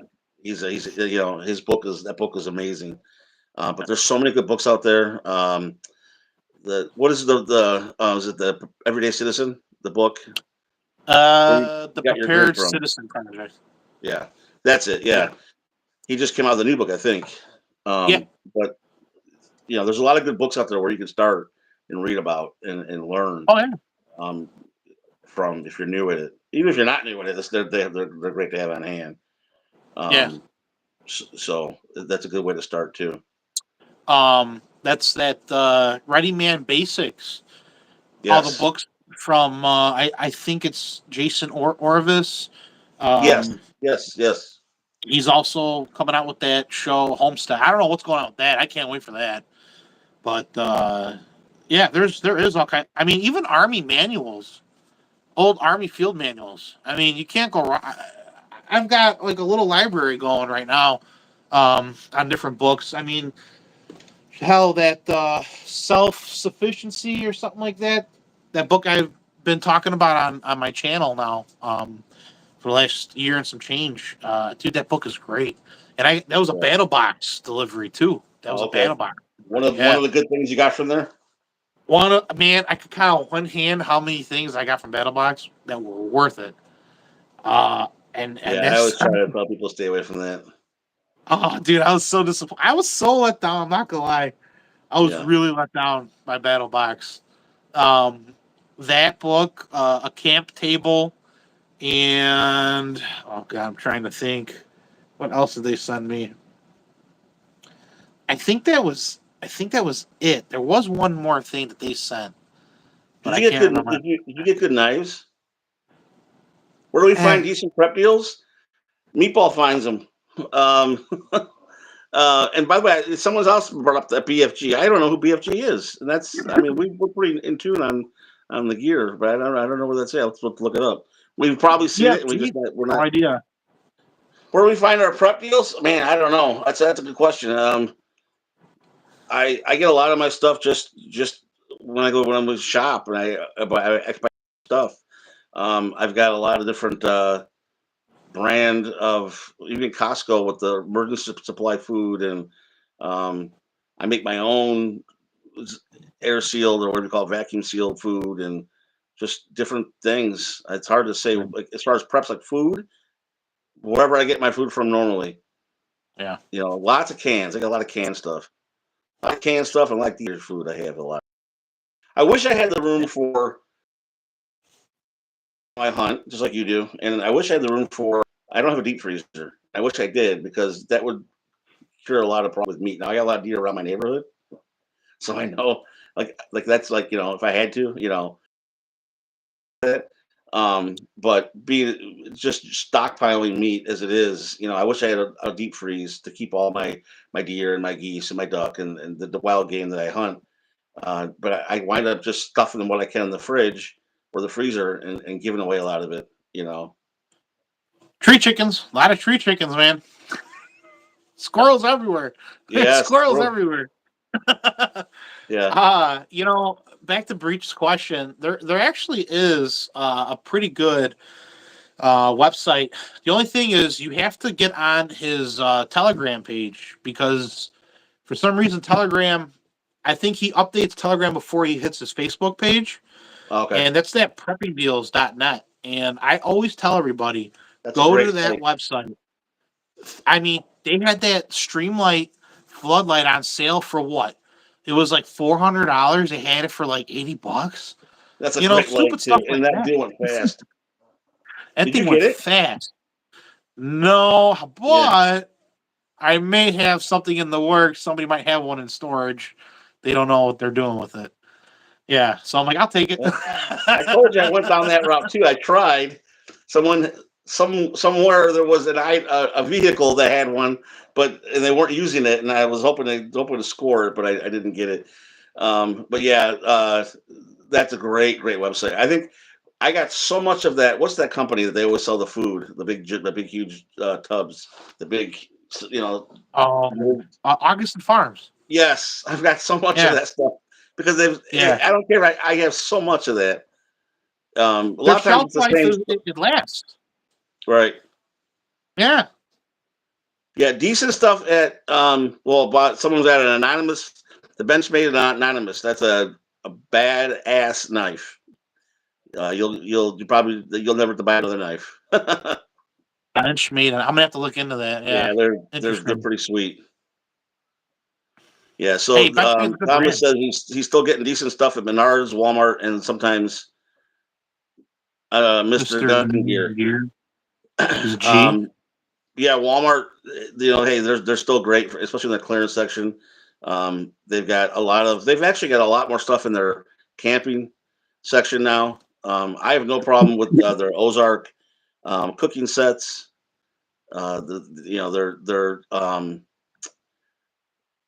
stainless steel, the camp sets. Those are great. I mean, they're the same thing as any other brand you buy, really. Stanley. Um, and so, Walmart's a good place to stock up on things, and Menards. And that's another Oh thing too. yeah, Think of Menards and places like that. It's good to stock up on random things too. Um, uh, Nails, screws, stuff like wood, stuff like that. It's a very good thing to stock up on.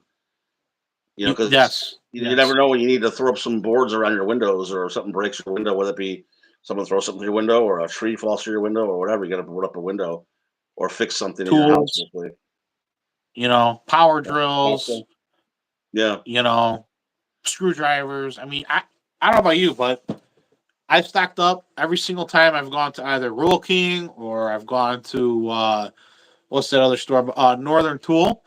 That's hmm my new go-to, dude. That is a prepper's dream because they have in the middle of all their aisles these like tubs, these like wooden crates, and they have like unbelievable stuff. I mean, things you wouldn't even think of um, for sale. I mean, for like nothing, nothing. yeah, And I'm like, why not? And I start filling myself up. Dude, I grabbed wrenches, I grabbed a hammer, screwdriver set, everything. It's in I put it in a box in a bin, threw a couple of them oxygen absorbers, whatever, moisture absorbers, and that's it. I know how to use the stuff because I use it on a daily basis. So I don't have to right, worry about, right, right, you know what I mean? Leave it in the package. It's fine. Nothing's gonna hurt it. yeah, But yeah. Yeah, I like finding like the random things in tubs that you go to like Rural King, or I don't people about a lot of people don't have Rural King in the neighborhoods or their town, but Farmer Fleets or Walmart, when they have like this tubs of just things, fasteners or bungee cords or ratchet straps. You never know where you're gonna need this stuff. You can never have too much of that stuff. you might be a fed if you don't know Mr. Guns and Gear.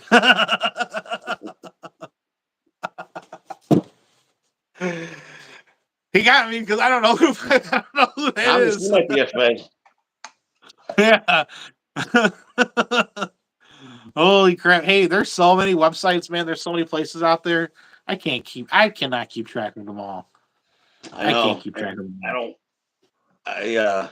Well, it goes back to what you said about surplus. Surplus is really cheap. Back in the '90s, early 2000s, there were guys on eBay that would sell. I guess they would buy. How do they even get the surplus stuff? Like, people go buy bulk, right? I think they buy bulk of the surplus, and they sell it. And there used to be guys on eBay that would sell tons of surplus, and they would have it listed on what kind of condition it was in, and you could pick up a full Alice pack with all the stuff on it for you know $50. Yeah.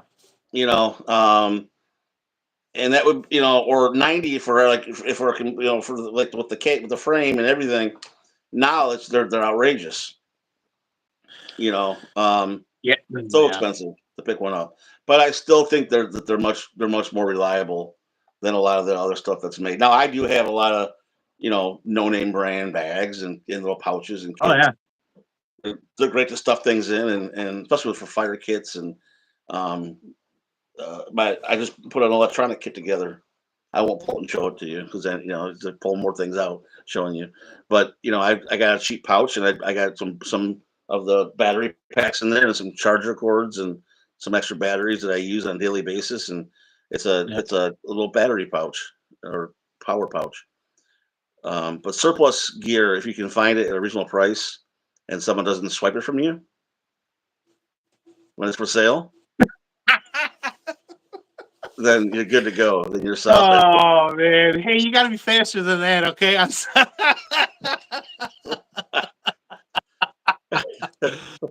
Oh man. I'll tell you what. Listen, the surplus stuff, man. You got a great deal on that Uh, too. all of that. Sure. Listen, not to rub salt in the wound, but That's I right. I can really take don't it. think that guy. You I don't think what? that guy knew what he was giving away. I don't think he knew what he was giving away. I don't think he did. I think he just had something laying around and Wanted to get rid of it. yeah, yeah, because they are expensive. I mean, 10-year. So for those of you that don't know, there was a guy that marketplace is another place, man, to find good deals, unicorn deals. I Do call them. you? I come across them all the That's time. true. Yeah, you do. You know, like that bag that I'm 81 woodland bag that was like the never ending. Like I felt like a magician pulling everything out of this little hat. I'm like, That's when is right. this gonna come to an end? And there was things on there on the description page I didn't even like see or pay for. There was a lot of freebies. Yeah, Um, but this one gentleman was selling a 10-year U.S. Army sleep system. You know, the old school ones with the woodland camo. You know, you got the bivy on the outside, then you got the two, you got your jungle patrol bag and the winter bag. For what, 150? And yeah, that was with shipping. You yeah. know, so I think shipping was $25. So he included that, came with the 150, How big was the box and that came in? it wasn't that bad. I don't know. It was all It stuff wasn't. It together. wasn't that bad. Yeah, he packed it good. He packed it good. But those are like $400 brand new. Yeah, Brand new. They're like $400 or $500. I mean, I think when I got this thing, I'm like, I unboxed it. I'm going through it. I'm like, dude, there's nothing. I mean, it wasn't faded. The zippers functioned. There were no holes as far as the eye could see. I'm like, what's wrong with this thing? You know? But he just gave it away. Yeah, probably I had think it was no use for it. You his just want stuff. to get rid of it. You make probably figured, "Hey, I'll make a buck on it rather than giving it Yeah, away or tossing it. You know, yeah, maybe you just had no use exactly. for it. Maybe it's full of bed bugs, bro. I watched it. I watched it. So I'm like, no, because of you, man. I'm like, oh, that's just my luck. I'm gonna Bed catch like bugs in crabs or there. something. You can have little visitors in there with you. No way. No way. Venture Surplus and Americana Pipe Dream Apparel are decent surplus sites. They do not stock. So, no hate. A lot of large sizes. You know what? Venture Surplus, they do get some good stuff from time to time. I like them. Yeah, They're they got good fairly stuff. new. I think they're fairly new within the last 2 years or so. Because I've always been a Coleman's and a McGuire's That's what fan. that's my go to is Um, Coleman's and McGuire. Yeah, I mean they always had. I mean, especially during 2020, and we all know 2020. We lived through it. Holy crap! Um, Gas masks. I would walk into a Oh, surplus store. jeez. Well, for 2020, I could walk into a surplus store, find everything for like nothing. I could walk in there with $100 and come out with a full shopping cart. I can't go in the surplus store now and maybe two things, and you're already selling your right freaking nut or your kidney. Oh, especially I mean, gas it's masks, insane. especially. I mean, yeah, I mean they're not what they used to be. You know, and you really want to get a good gas mask with the right filter on anyway. But you know, Yep, yeah, it's they're way up there. $200. Two Oh hundred yeah, dollars for a gas mask on McGuire's yeah, for the NATO ones. I'm like, who in their right mind? Oh, because it came with a case and a filter. Big deal. Mirror safety. When the Russians were invading Ukraine, were giving that away on Amazon. Their filters for like nothing. I think they were like $12.99. yeah, Here's a filter for you. A filter for you. yeah. They were getting rid of them. I'm like, why are they getting rid of them? I turned the box over. Made in Russia. All the economic sanctions. So whatever Russian stuff that they had, They had they were just selling it just to get get rid rid of of it. It it. was probably a surplus, Yeah, But now, good luck. That's why I feel sorry for people that are just getting into it. You're gonna be paying yeah, double, triple, quadruple. Oh my god. yeah. If Yep. you're new to it, you're gonna be paying a lot. It's unfortunate, no matter what you Yep. buy, you're gonna be paying a lot. But surplus, you know, and you know, it's there's a place for it. I think it's obviously proven its time. Now, lots of people get wrapped up with the whole, you know, with a lot of the newer stuff. Well, it's mil spec. It's mil spec. Well, wait a minute. Mil spec only doesn't mean that's the best. You know, military approved means who gives the best bid. You know, Exactly. I mean, when it comes down to it, you know, um, there's quite a bit of military supply stuff that hasn't stand the test of time. But I do love Exactly. surplus. I'm an old school guy anyway. I do like it. But now um, my main go bag is my 3V bag. Me too. Yep. Is it? Yeah. So that's my. Plus, it has got the padding in the back, and it's just comfortable. Yep. That's my main. I can get a lot of stuff in there. My whole sleep system, everything.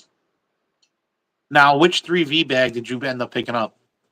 The one that same one you got, right? The two side saddles and the fanny pack thing, and Yeah. you got. Yeah. Yeah, yeah. That thing is, I mean, how do I explain that? That is like the perfect bag, if you will, for bugging out or It for is. 3-day bag, whatever you want to call it. Because if you're somebody who has this, and this is like going back to what we were talking about earlier, if you're somebody who has the skill set, you could pack your whole life in that little bag Oh at the yeah. bottom and leave that pack and be light and travel on foot and Yes. get to Yes. where you got to be You can get and a not lot worry in about the there. rest of the items. Yep. I mean, that thing's pretty big. I mean, wouldn't you agree? That thing's pretty big, that It's really secondary big. pack. Really big. Yeah. So William said, "Hey boys, good shit and all, but physical fitness it's very important. Believe me, it's important, Yeah. and it's important for Yeah. guys like my size to be able to know what they can do, what they can't do, and Yep. like we said, like we always say, fat fit, fat fit, fat fit. Yep. I'm never going to be a small guy. Yep. I refuse to be couch ridden with an oxygen mask. You know what I mean? But yeah, physical fitness is important. Of course it is. Luckily, besides being overweight, I got a clean bill of health. Not that it's anybody's business, but I mean, I don't have blood pressure issues. I don't have diabetes. Knock on wood. So I do just I. turned 49 years old.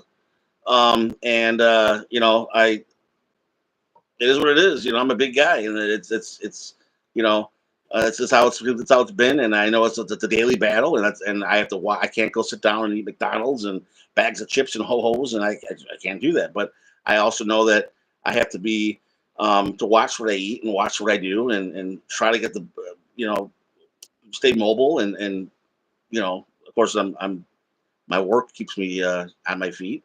You know, Yeah.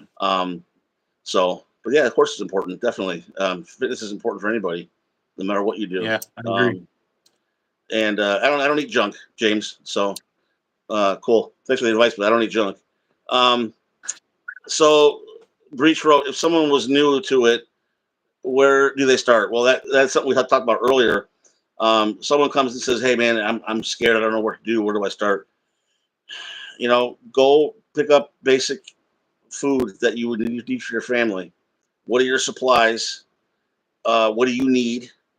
You know, um, what would be your comfortable?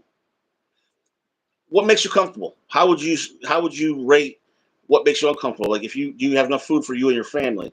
It's just you and your wife. Are you by yourself? Do you have kids? Make sure they're comfortable. And not only that, lots of people get wrapped up in buying like a lot of this emergency food. Well, nobody wants to eat that every day.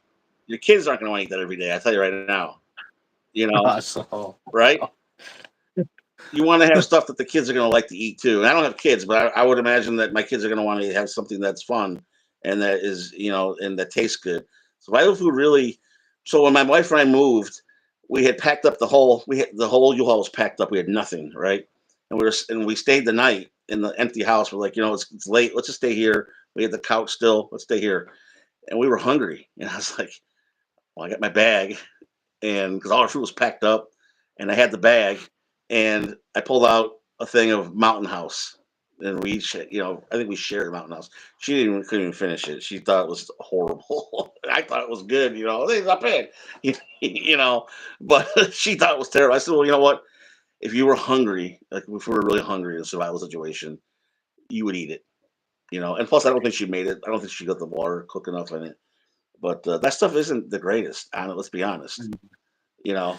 no, So no. what You are we gotta have missing here? We variety. got lots of comments down here, and I'll get back to what Breach That's was. just, that's the same old. Oh, That's the same old. Yeah, it's the same old. Forget they're yeah, those are the people that are defeated already. Those are the people that are gonna yeah, when SATF happens, they're gonna fall back on their pews and their pews only, yeah. and they think that hitting the gym 24/7 is gonna save their ass. Right. But what happens when they don't have any water and they run out of water and they Yeah. don't know how to filter it, how to treat it? What things around them are they going to use to filter it out? Right. Well, he Those made are it. the same people. Yeah, Mountain House. All that food does have lots of sodium. That's why you don't eat it every day. That's why I was saying you don't Right. want to have it every day for food. You don't want to eat that every single day. You want to have a source. Like we said before, I hunt. You hunt. We know how to go out and get fresh meats and how to provide.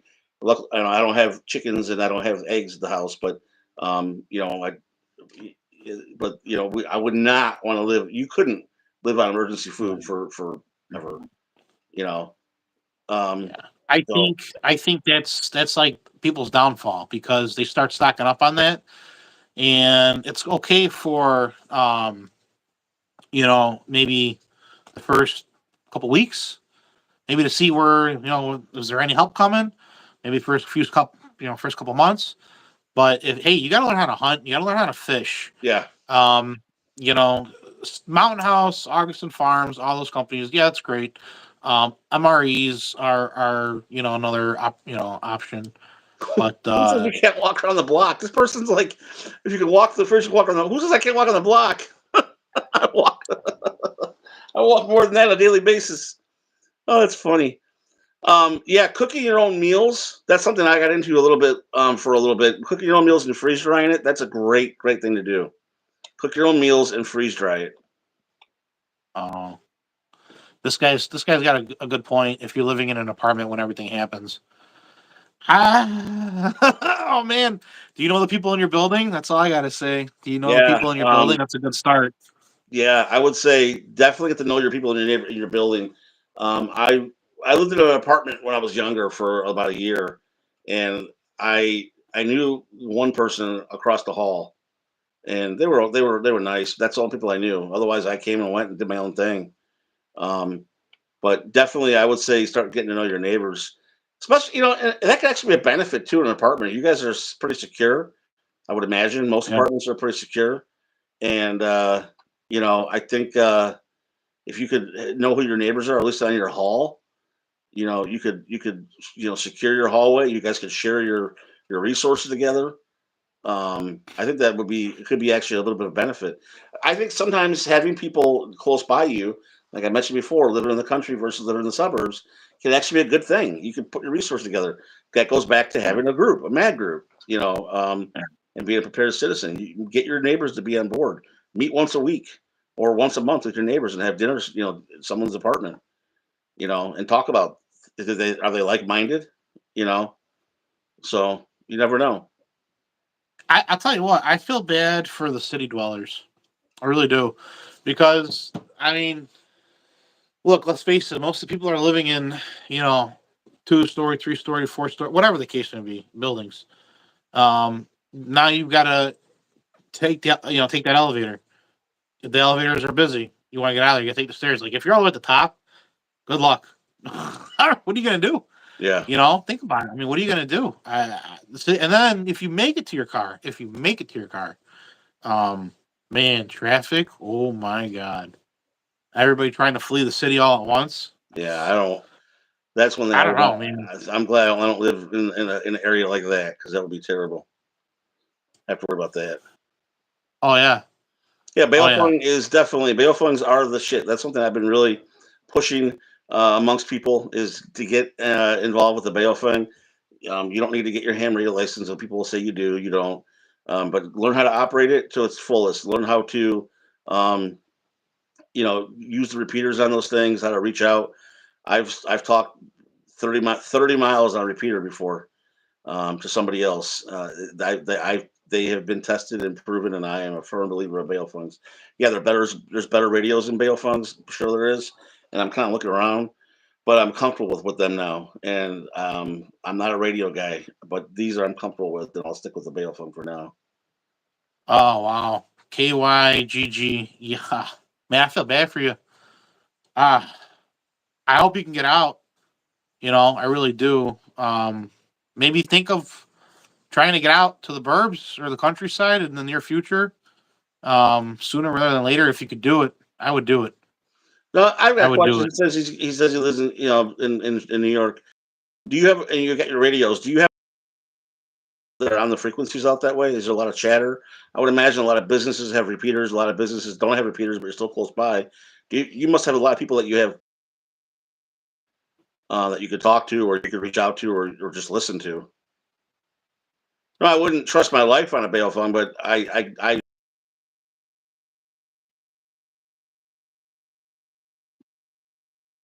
don't use these to talk to, just to talk and just to um, shoot the shit. I'm all over the place at an arm's reach. If all programmed the same, my people in my group are all on the same channels, and we all know what channels to go to and where to talk if we need to. So it could be a life Yeah. saving. I could bet my life on it if you want to say it like that. Not knowing how to use it, no. So he said, "Yeah, man, I just took out a mortgage, so I can't leave anytime soon. Planning on go to PA. Oh, PA is a nice place. Yeah, they're noisy and dirty, like you said, and but I mean, I for what we for non-ham guys, if you will, for most of what who I am and people I know, they're great. Um, I've got nothing bad about them. So that's an interest. So with the Bandom test, whatever, no encryption. Um, oh man, how do I explain this? Oh, Balfour he brought up Radio. mesh comms, brother. Who did? Mr. Peterson are part of one. Oh, Mesh. Wait, all right. So what, I wonder what his take is on this rapid radio thing. Look, I Rapid swear to radio, God, the I biggest thing now. what is your Get favorite? people use them here.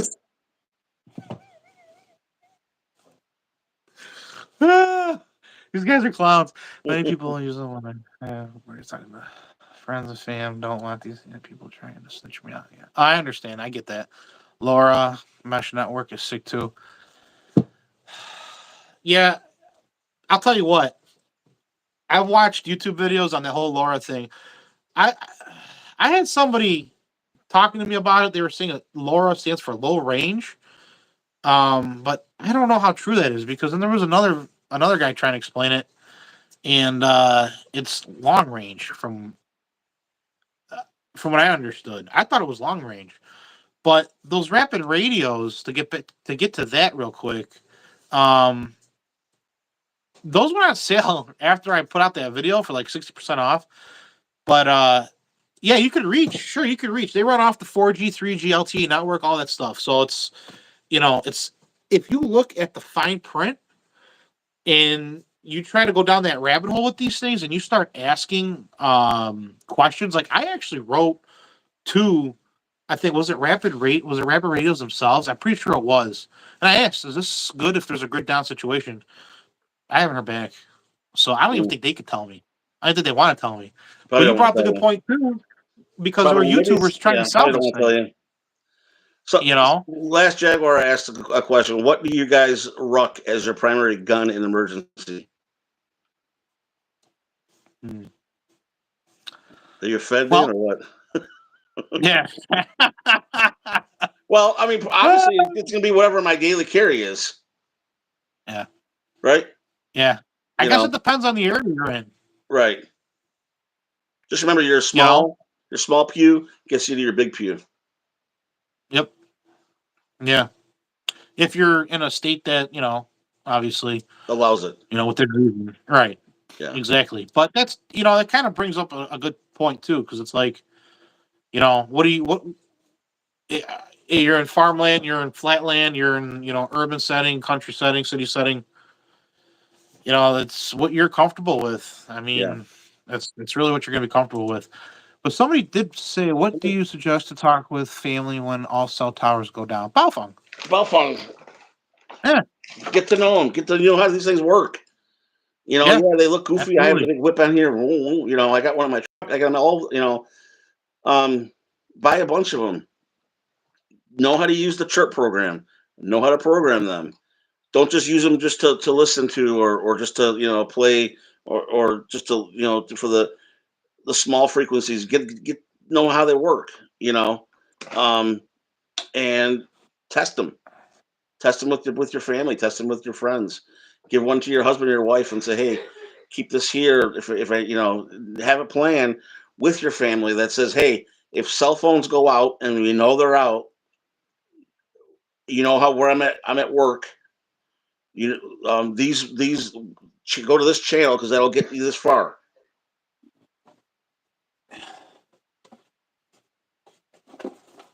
Yeah. Sorry. Oh yeah, there you go. Stockpiling makes really cool things, user friendly, stuff like this. Yeah. You put all your batteries. You don't have to worry about it. You don't have to worry. Charge all your batteries. The short ones, the long ones, you're in good shape. Yeah, those are great. Let me see. I'm pretty sure. By the way, not a Fed. I'm from Italy. You're from Italy, and you're knocking fellow paisans here. What the hell, man? I mean, seriously. Tisk tisk. Wow. Let's see. I know. Can you believe it? And they got it bad over there right now. I know. Hey, and you think it would be peaceful. Today's National Meatball Day. What are we doing? That's right. That's right. It is. It is. You got big plans for them. I'm surprised you're even on right now. Dude, I have Mexican tonight. Oh, did you? Oh. I got my mom one. Brings me back to when I was a kid. No phones were around. Yeah, yeah. It's amazing that how we were. And I'm not going to sit here and say, I'm not going to sit here and pretend that I'm not addicted to the technology because I am nowadays. Yeah, I lived a life before that didn't have phones or didn't have, what we have nowadays, and I loved it. We didn't know any different. Now we know. We know what we were missing back then. You know what I mean? But it is a different time. It is nice to think that we lived at those times at one time, and I'm surprised we even did, but we did. But nowadays, no matter how hard you try to hide it, you have to have some kind of technology. It's just No, there's no getting away from it. There's no. Well, since we're on this topic, what do you think of CBs?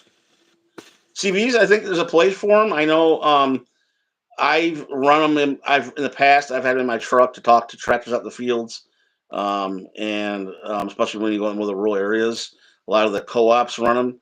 The grain trucks run them because they talk to, like, the semi trucks talk to the grain cart operators. So the grain cart operators will come in, they'll talk on the CB, and then the grain cart, the semi truck will talk to the grain, the co-op he goes to and drops the grain, talks to the operators there. So there's a lot of more CBs out in the rural farm areas than there are in the urban areas, I think. But I think CBs are a good thing to have in case things go bad. I'm sure people who aren't prepared are going to be turning their CBs on looking for help. Yeah, no, well, for me personally, the only CBs like communication that I've had is like with drivers, the plant operators, at the concrete plants, they all run CB, which can get jammed up. By the way, I don't know why they're still using CBs, but whatever. It's a very I mean, it's okay to have. It's a good backup. If you know what you're doing them, you get the right antennas, you have all that stuff. I mean, it is a good backup. You never know who's going to be on there. Yeah. It's just not as popular anymore. No, it's not. It used to be. I mean, all my trucks, I used to have it on there. And I actually, this truck, I don't have one in there. And I was going to put one in there, but I don't. It's something that I still have thought about putting in there, but I haven't done it. So Last Jaguar wrote, he's kind of scared of regretting it, of moving to the States for the food and crime rate and overall life. Well, let me tell you, a lot of things you hear in the media, don't believe, first of all, for this country. Right. We don't believe a lot of things you see. They have an agenda they want to push amongst us, each other, and unfortunately, it bleeds out of the country and and people believe these things. The food, I will say, we have a lot of food standards in this country that other countries have outlawed and banned. Like that red dye, that's outlawed in other countries. It's not here. It's not. So there is some weird food laws they allow here, but not overseas, which I don't understand. But as far as over life quality, man, it's great here. It's don't let anybody tell you different. And I'm sure there's other countries that are wonderful too. I'm not saying that we're the only one that's wonderful, but from what I know. But as far as the crime and all that, yeah, we're seeing an increase in crime. We've got a border problem. So that's a big thing. What's that? I wouldn't come here now. No, I wouldn't come here now. Depending where you're from. Yeah, I mean, I don't know. I don't know. That's a tough one even for me to say. Like if you're thinking about coming here, go to the border. Go through the border. They'll give you free healthcare. You'll get food. You'll get phones, shoes. I mean, they'll take care of you at the border. That's the safest, you could be Yeah, I probably coming still through the think border. that I still am a firm believer that even though we're going through a lot of things right now and we're seeing a lot of crap, and I still think that we have so much to be thankful for in this country, Oh yeah, and blessed to be able to be free to do the things we want to do. And I'm not saying other countries don't, but and I don't know where Jaguar's from, but and even like Italy. Look how bad Italy is right now. It's bad over there. he is in Italy. Jaguar is. He's in Italy. Oh, Oh, KY is a okay. Sicilian and Calabrian. Okay, Sicilian and Barese. So, but yeah, I'm gonna see what's this guy told me here. Better downside, yeah. I don't know. I just had a employee come back from Italy, and it's the cost of living. I mean, he was telling me how much he was paying for pizza. I'm like, dude, miles apart, man. Miles apart. Over here, it's like what? An actual large pizza's like, I think, $30 delivery and tip. I think you're in the ballpark at like $32. Yeah, it's no wow. bullshit. Yeah, so they got it made over Uh, there. KYGG, right? I had an illegal knock on my door. No dinero, no mouse the other day. That's scary, and we're Holy starting to shit! see. We're starting to see that happen here. Yeah, It's starting to happen here. A little more aggressive than that, but it's starting to happen here. And that's why I tell people that besides have stuff every day you leave for work or wherever you go to school, wherever every day you walk out that door, you need to have situational awareness. You need to yeah, be aware of what is going on. When you pull up to a stoplight, you gotta look around. When you get gas, you don't keep your back to the gas pump. You don't be a victim. Don't appear to be a victim. Situation awareness is very important right now. yeah. You can't be a an ostrich. You can't be walking down the streets with your head in the ground. And you Um, see it. You you see it see all it. the time. The phones, dude. The phones. I mean, at intersections. What are The you kids on doing? the phone, and I don't want to be like that old man, but the kids looking down, crossing the streets, and just walking, and not just the kids, the adults too, looking down on the phones. Come on, situational awareness. They need to teach that more to the kids. Situational awareness. Keep that phone put away. Even at stoplights. How many times you sit behind a car and the light turns green and you got to honk because they're on their phone? They're sitting victims. They're looking down their phone. They don't know what's going on around them. Carjackings are up. You Oh know, yeah. Oh yeah. you need to be aware of your surroundings. Yeah. Situational awareness is a real thing, guys. I mean, Yeah. you walk into any place of business, you need to start when you walk in looking at exits. You gotta start looking at emergency exits. You gotta start looking at everybody in the store who might be up. I'm not saying to live a paranoid lifestyle, but No, it's when you're a not. It's being prepper, aware. right? When you're a prepper, it's a lifestyle. It's not a hobby. It's a lifestyle, and being prepared too also means situational awareness. And if you can walk into a place and you can recognize the exits, you can recognize the people that are in there, and you could see, all right, there's a mom with her kids, threat level minimal, unless she's having a really bad day, then look out. That could escalate really quick, But or you see somebody, off in the corner, and they're just kind of taking a look at the mom with kids, and they keep watching them, they're following them. I mean, what it goes back to being, like that Yeah. mindset again. Yeah. You Or it's gotta like sitting in a restaurant. You'll never catch me in a restaurant with my back to the door. no, no, no. Not a Worst chance thing in you can do. hell. No. No, never. And it's funny when you go to a restaurant with other people who are like you, like-minded individuals, and you go sit down at a restaurant. It's like they're all trying to fight for the same area. You know? Yeah, or you're looking at over each other's backs, and you're like, dude, that guy keeps looking at your shirt. Yep. Yep. Yep. Where Yep. are y'all located? Just state and city, nothing too crazy. How about Midwest? We'll keep it like that. He Midwest. was. He was the other day. Midwest. Yeah. Some are very aggressive. I've made friends with a couple that are cool, but Russian, Chinese, African. Oh, they're from everywhere, man. They're from everywhere. Fuck. I mean, there's certain crossings in specific countries. There was that guy on YouTube. He went to the border and he was uh, showing different sections. I mean, Chinese people here, Russian people here, Central Americans, whatever countries they're coming from in Central America and Venezuela, from South America. Here, I mean, there's specific border crossings for very specific groups of people. It's crazy how organized now it's gotten. Mm-hmm. Yep. Okay. Yes, gotta watch your six. Gotta watch your six everywhere. Dave, no more situation awareness essential. Dates I've been on. So let me face the door. You guys are my kind of guys. Yeah. I wish Europe did not push. Oh, I feel bad for you Europeans. I mean, Yeah, I do too. Man, I don't Look even at know. Australia. Look at their gun laws. Dude, I know. I mean, you know what? And you won't see that in this country. It won't happen. Legislators have to push bills Yeah. and even though they know they're not going to pass, they need to push. That's part of their job. You're not going to see that happen in this country. I don't think you will. I hope you don't, but I don't think we'll see that happen in this country. Oh. And not because anybody's going to rise up and revolt or anything like that. I just don't think we're ever going to see that happen. I just don't think we will. Like your channel. Duty. Catch you next time. Catch you next time. Well, thanks for joining us, Dodie. Duty. Yeah, definitely. Some of these names. Yeah. Kind of watch your six. Same mind. Yeah. No, it's true. It's true.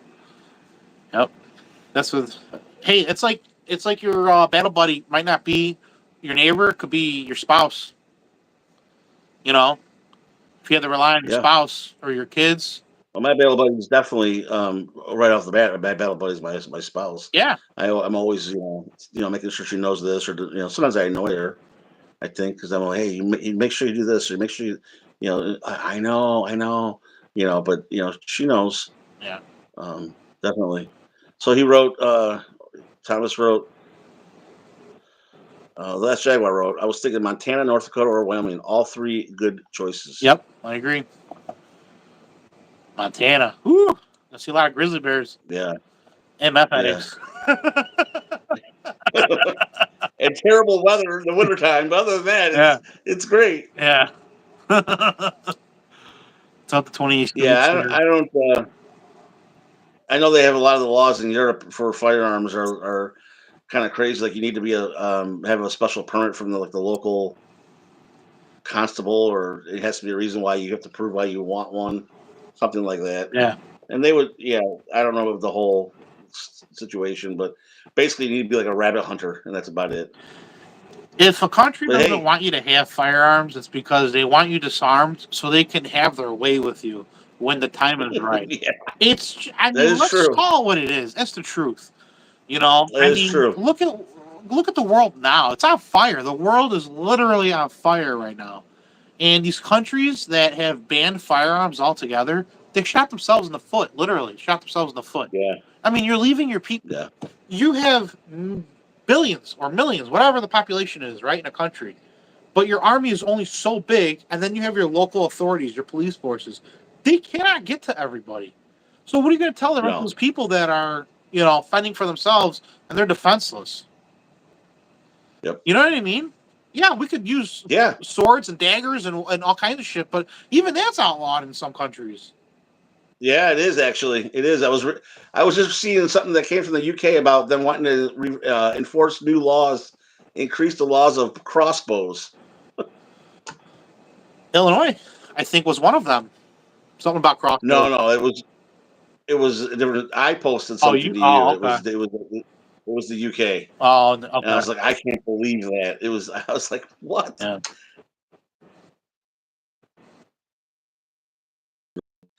I felt bad for them that they can't even have the cross.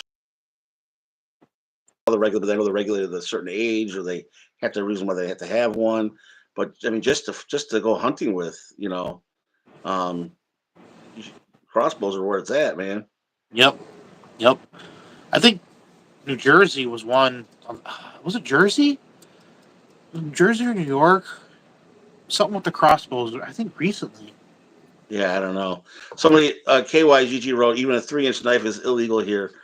I know Europe has European knives that don't lock. I don't know if you know that, Meatball. Their knives don't lock. So Spyderco actually has a European style knife, like their Delica and the paramilitary blades, that they don't lock. They're not lockbacks. They can't have lockback knives in Europe. Oh, he's from That's New York. crazy. Oh, he's from New York? Yeah, he's from New KYGG? York. Yeah, he's from New Oh, York. you guys carry 3-inch knives there? Yeah, Wow. that's bad. Wow.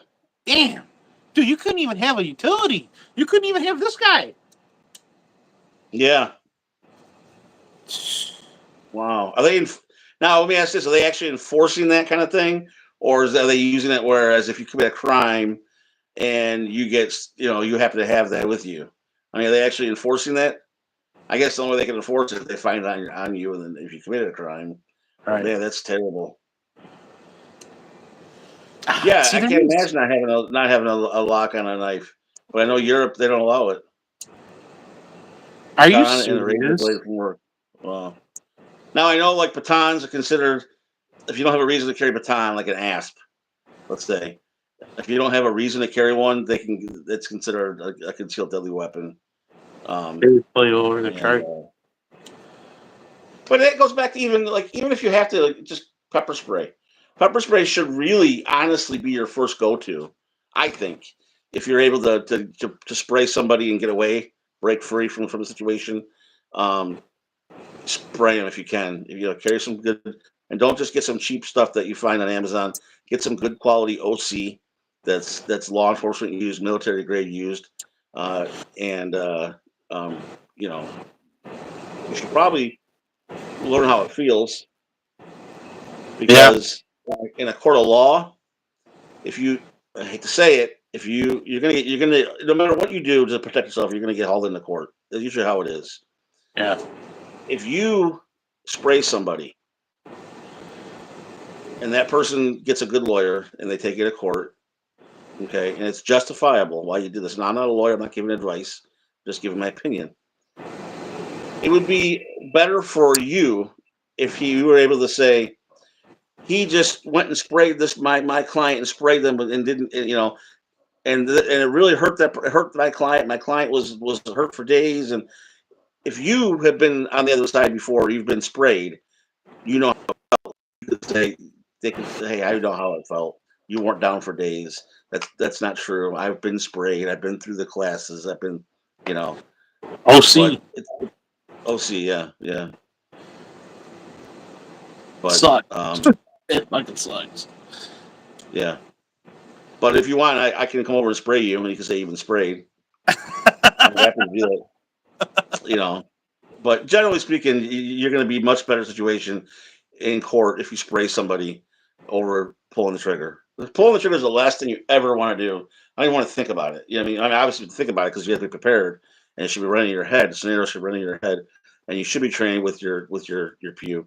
But the OC should be the first step in a de-escalation. 100% agree. 100%. What's that company that's out there? Is it Burna? They make that. Oh yeah, I got to see one of those the other day. I got to see one the other day. Hold one. Yeah. They feel like an HK. Oh yeah. In your hand. They are amazing. They're not cheap. No. And I would recommend carrying the orange one. Please don't get the black one because the black one you're asking for problems. My God, the thing looks identical. You are asking for problems. Just get the full. If you're going to get one, get the orange one. Because this thing looks and feels and operates, and I mean, even the mag and I mean, it's identical. Get the orange one. Yeah. Well, I don't know how it fit. I know I've seen testing on them, and they do pretty good. I mean, you get a lot of that on you. Kimber makes two. It looks like a little Derringer or something. Have you seen that? Yeah. Yeah. It's like a double trigger. It goes like 100 miles an hour. Yeah. It hurts. Yeah. Oh yeah, that's what I've heard. This is the bullshit. That shit hurts. Yeah. It Pretty hurts. much anything you do to protect yourself is going to get you wound up. That's why it's important to have insurance. It's important to have concealed carry insurance. Yes. It's important to have self-defense insurance. Yep. U.S. Law Shield, man. Yeah. U.S. Law Shield. That's where it's at. I mean, and they're national. Yeah, it definitely was. Yeah. They're a national insurance company. Yeah, if you're in a state that allows concealed carry, it would behoove you to get some form of insurance. Oh, Um, you're insane not to walk around. If you're walking around with a legally concealed or whatever, however you carry in your state, legally yeah, carrying, and you don't have insurance for that, I don't know, man. I would think twice. yeah. It's more for protection civilly than it is criminally. Because Yes, that's where they're going to get you. You could be 100% in the right in a self defense situation, but depending on your state and cities that you live in, man, there's some goofy ass laws out there.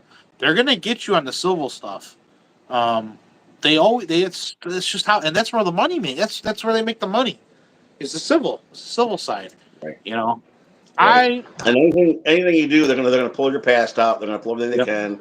Legally. Look, if you get involved in something, you're gonna go downtown for questioning. What's gonna happen?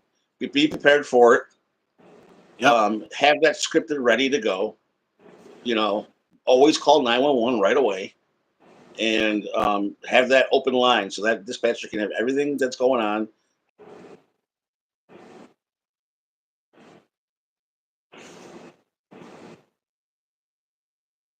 Your vehicle, if you can, it's even better. You know, unfortunately, we all walk around with body cams. We probably could. Yeah. You know, I guess you can put your phone on and put it in your pocket, but that's going to be the last thing you're worried about. Get on the phone, call 911. You know, and get that officer rolling and get that recording going. I'd give gold for concealed carry. You know what? Let me ask you this: you'd give gold, but would you give up your life? Think about that for a second. Would you give your life? Would you be willing to fight for that? Where you're from? Because I guarantee you, not a lot of people are ready for that. As Americans, we were born here. We're fortunate now. We people fought and died for that. Um, I don't know, man. That's that may be a I thing in the always tell future. people, do what you think is the best for you. Yeah, You know, do what you think is best for you, whatever it might be. yep, You know, hopefully Sleepy Joe won't take your guns. Yeah, hopefully he doesn't. yeah, I have faith that that won't happen, and but we hope that doesn't happen. yeah. Everyone's got a Lexington Concord moment. You know, and Everyone does. Everyone should. in countries, like in Italy, from where the last Jaguar is from. If you're not familiar with that, look it up. Look up what a Lexington Concord. Look up what Lexington Concord was, and then you'll understand what we mean by that. Um, without getting into it too much, but Sleepy Joe won't take our guns, so it makes yeah. Well, they're already giving them the right to become cops. That's your UN Army. That's your UN Army. They're Yeah, here. I know. They're here. Yeah, yeah, they are. I don't know, man. And I don't know how they're never gonna. It's too late. They're never gonna be able to control that now. No, there's no Over there's here. no control. No. No. It's that's why it's important to get prepared and do the things, especially with come up election. I don't Yes. care what side you're on. I'm not talking about politics. I'm just saying we know how people get. We know how society can be, and we know what can happen with around our world Yeah. during the elections. Because unfortunately, our election has a lot to do with what happens around the world too. Oh yeah. No doubt. No doubt. It's an interesting time to be alive. That's for sure. It's an interesting time to be alive right Yeah. now. I don't know. If Trump is going to be able to, if he becomes president, is going to be uh, the answer to all the problems. I don't know. We don't know. We got to ride the wave, man. We got. Unfortunately, we're in a position where we got to just roll with the punches. We don't. I don't even know anymore. I don't know. I've never been a believer that Trump's gonna come riding in a white horse, and I've never been. Obviously, he's better than we have right now. Oh yeah. But I don't know. I just don't know. I don't know, man. The state of Marshall occupied by a foreign. Yeah. Well, that's an interesting point there. Anarchy Television. And my phone. Oh damn, my phone's gonna die. Something interesting I saw. Texas voted in all Abbott-backed politicians. I don't know if you caught that. Did you catch that at all? They voted in all Abbott-backed politicians. They are going to vote, and this was in today's news. They are going to vote for 100% Texas independence, and they are Oh wow. all Abbott back. I know, and the movie's right. They're going to release the movie, and who's in that movie? Texas, That's the first thing I thought of. dude. The first When thing I I thought saw was that movie coming out in a couple of weeks. Jeez. no, no one is coming to Wow. save us. Not even Jesus. We the people that once there. Yeah, yeah. Well, I think differently. Anarchy. I believe that. Um, I'm not going to get into religion and politics, but yeah, no one's coming to save us. That's for sure. But I do believe that Jesus will eventually. That's who we have. That I'm already saved, so I don't have to worry about that. But um, no politician's going to save me. Put it that way. Yeah. Jesus has already saved me. Yeah. Yep. No politician is your savior. Yeah. Both wings of the same bird, man. That's how I've always viewed it. Both wings of the same bird, left wing, right wing. It all leaves the same bird. Yeah, yeah. Um, I don't know. yeah, I can't imagine being like you hear people that are we don't see a lot of things like Jaguar mentioned that their 3-inch blades are illegal. I can't even imagine being stuck in a city like that. That's unfortunate. That's scary to think that there's you've got a lot of things against you. Unfortunately, Yeah. Oh, absolutely. Government is a religion. You cannot separate the two. Government has its own belief system, its own language and enforcement. Oh man, there's a lot I could say there, but I'm not gonna say it yeah, up here.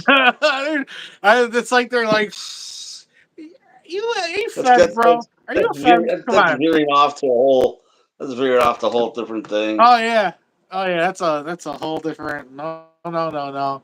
Nice try though. Yeah, yeah, yeah. What was that? What did it say?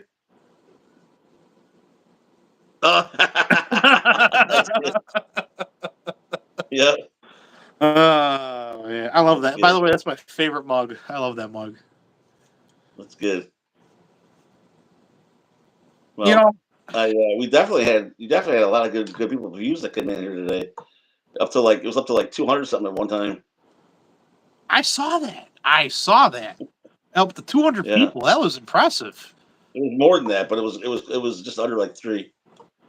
I would definitely join. Last year. Hmm.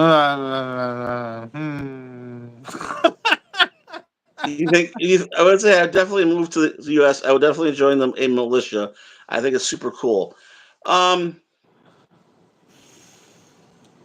it depends what you call a militia. I don't know what your view is and what your terms are. So that's what I don't know what you see and what you have been fed or what you've been. I don't know. I don't know. I just follow CDC recommendations. I'm just a prepared citizen. Yeah, that's all. But yeah, it depends what you consider. I mean, it's Yeah. not everything's not what you see on TV and the media and you know, don't Yeah. know. But I thought he was from New York. No. No, that's the other guy. KY. Oh, I'm sorry. You're right. You're right. Holy shit. Hey, man. Well, Thomas kind of nailed it right there. Yeah. At the end of the day, it's the truth. I mean, when things are going sideways, hey, who do you think they used to call back in the day when there was problems? The army wasn't there. It wasn't big enough yet. They It had the was bands. the locals, the local banker, the local blacksmith, the farmer, the local average citizen. Yep. Unfortunately, this country's forgotten about that. Yeah, well, like I said before, we've got events that have taken place in time Yep. that have given place groups bad names. You know what I mean? No. When you plan on doing dumb things, you're gonna have dumb consequences. You know, if you That's plan true. doing dumb things as a group, and I don't even want to mention the things that we know people have planned. Now we don't know them, but we on the news and everything. You're gonna have bad repercussions. Are gonna happen to you. Yep. Just you want to just say stop it. Stop doing those things. You know, because you're hurrying for the good people. That's the truth. That's who suffers. Yeah, The the law-abiding average citizen suffers. right, right. Just like every BS law that's created, every gun law that's created, it hurts us because stop with these stupid, senseless, dumb things people are doing. That. Yeah. Yep. Swedish shimmer. So Thomas said he's in the Midwest as well. Yeah. Third generation Swedish immigrant. Nice. Very Got to nice. be from Minnesota then. Oh yeah, for sure. Yeah, well, either Wisconsin, maybe. Wisconsin, yeah. Maybe. Yeah. Well, they gave us IKEA. They gave us IKEA. Yeah. But yeah, they we have got a they lot have good of. meatballs there. What's that? They have good Swedish meatballs there at IKEA. I heard they're made out of horse meat. Oh. That's what I heard. And whatever. Oh, that's terrible. That's the other white Kansas meat. is a nice place. Kansas is good. Horse Kansas. meat. I don't know. Maybe they give away a lot of them. I think they got busted for it. I really think they Oh my did. god. Yeah. Hey, it's a clean animal if you think about it. I mean, eats the grass. Yeah. Why not? Yeah. Completely illegal in the United States. Yeah. Yeah. I don't know any part of that, but yeah, I guess it's. I don't look at horses and say, "Oh, how cute." So I really don't care. Me neither. But I just don't. I don't really care. I don't know. I look at him as Now, Marshall waiting to go into the pot with yeah. toothpick. So Thomas is from Kansas. Okay. Meat, meat is meat. Yeah, well, he's right. You're right. First protein. Also, horse meat is nice. Well, of course you would Our know. viewers have just gone down. I know. She just cut it here on her dignity. But we have been on for 2.5 hours. Holy crap! Yeah, wow. We're going down to 3. We are going, 3. But we got a third like. I don't know what it was we were talking about, but they liked it. How many likes? You got 3 likes? We got 3 likes. 3 viewers now. Hey. Yeah, everyone's probably like, these guys got off topic. We're out of here. Yeah. Well, if anybody has anything they want to talk about, we will definitely talk about things. Otherwise, we're just gonna just talk about nonsense. But if anybody has anything they want to discuss or ask us questions or anything, if you want, I mean, we've had every question that we've been asked.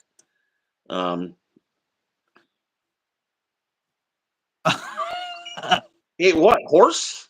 Yeah, that's what I'm saying. He goes, you should try ours in Italy. And that's what they eat over there, dude. It's a delicacy, I'm telling you. Oh yeah.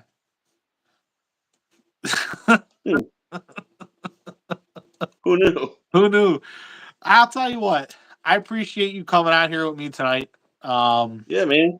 We'll do it again. We're gonna do it again. Absolutely.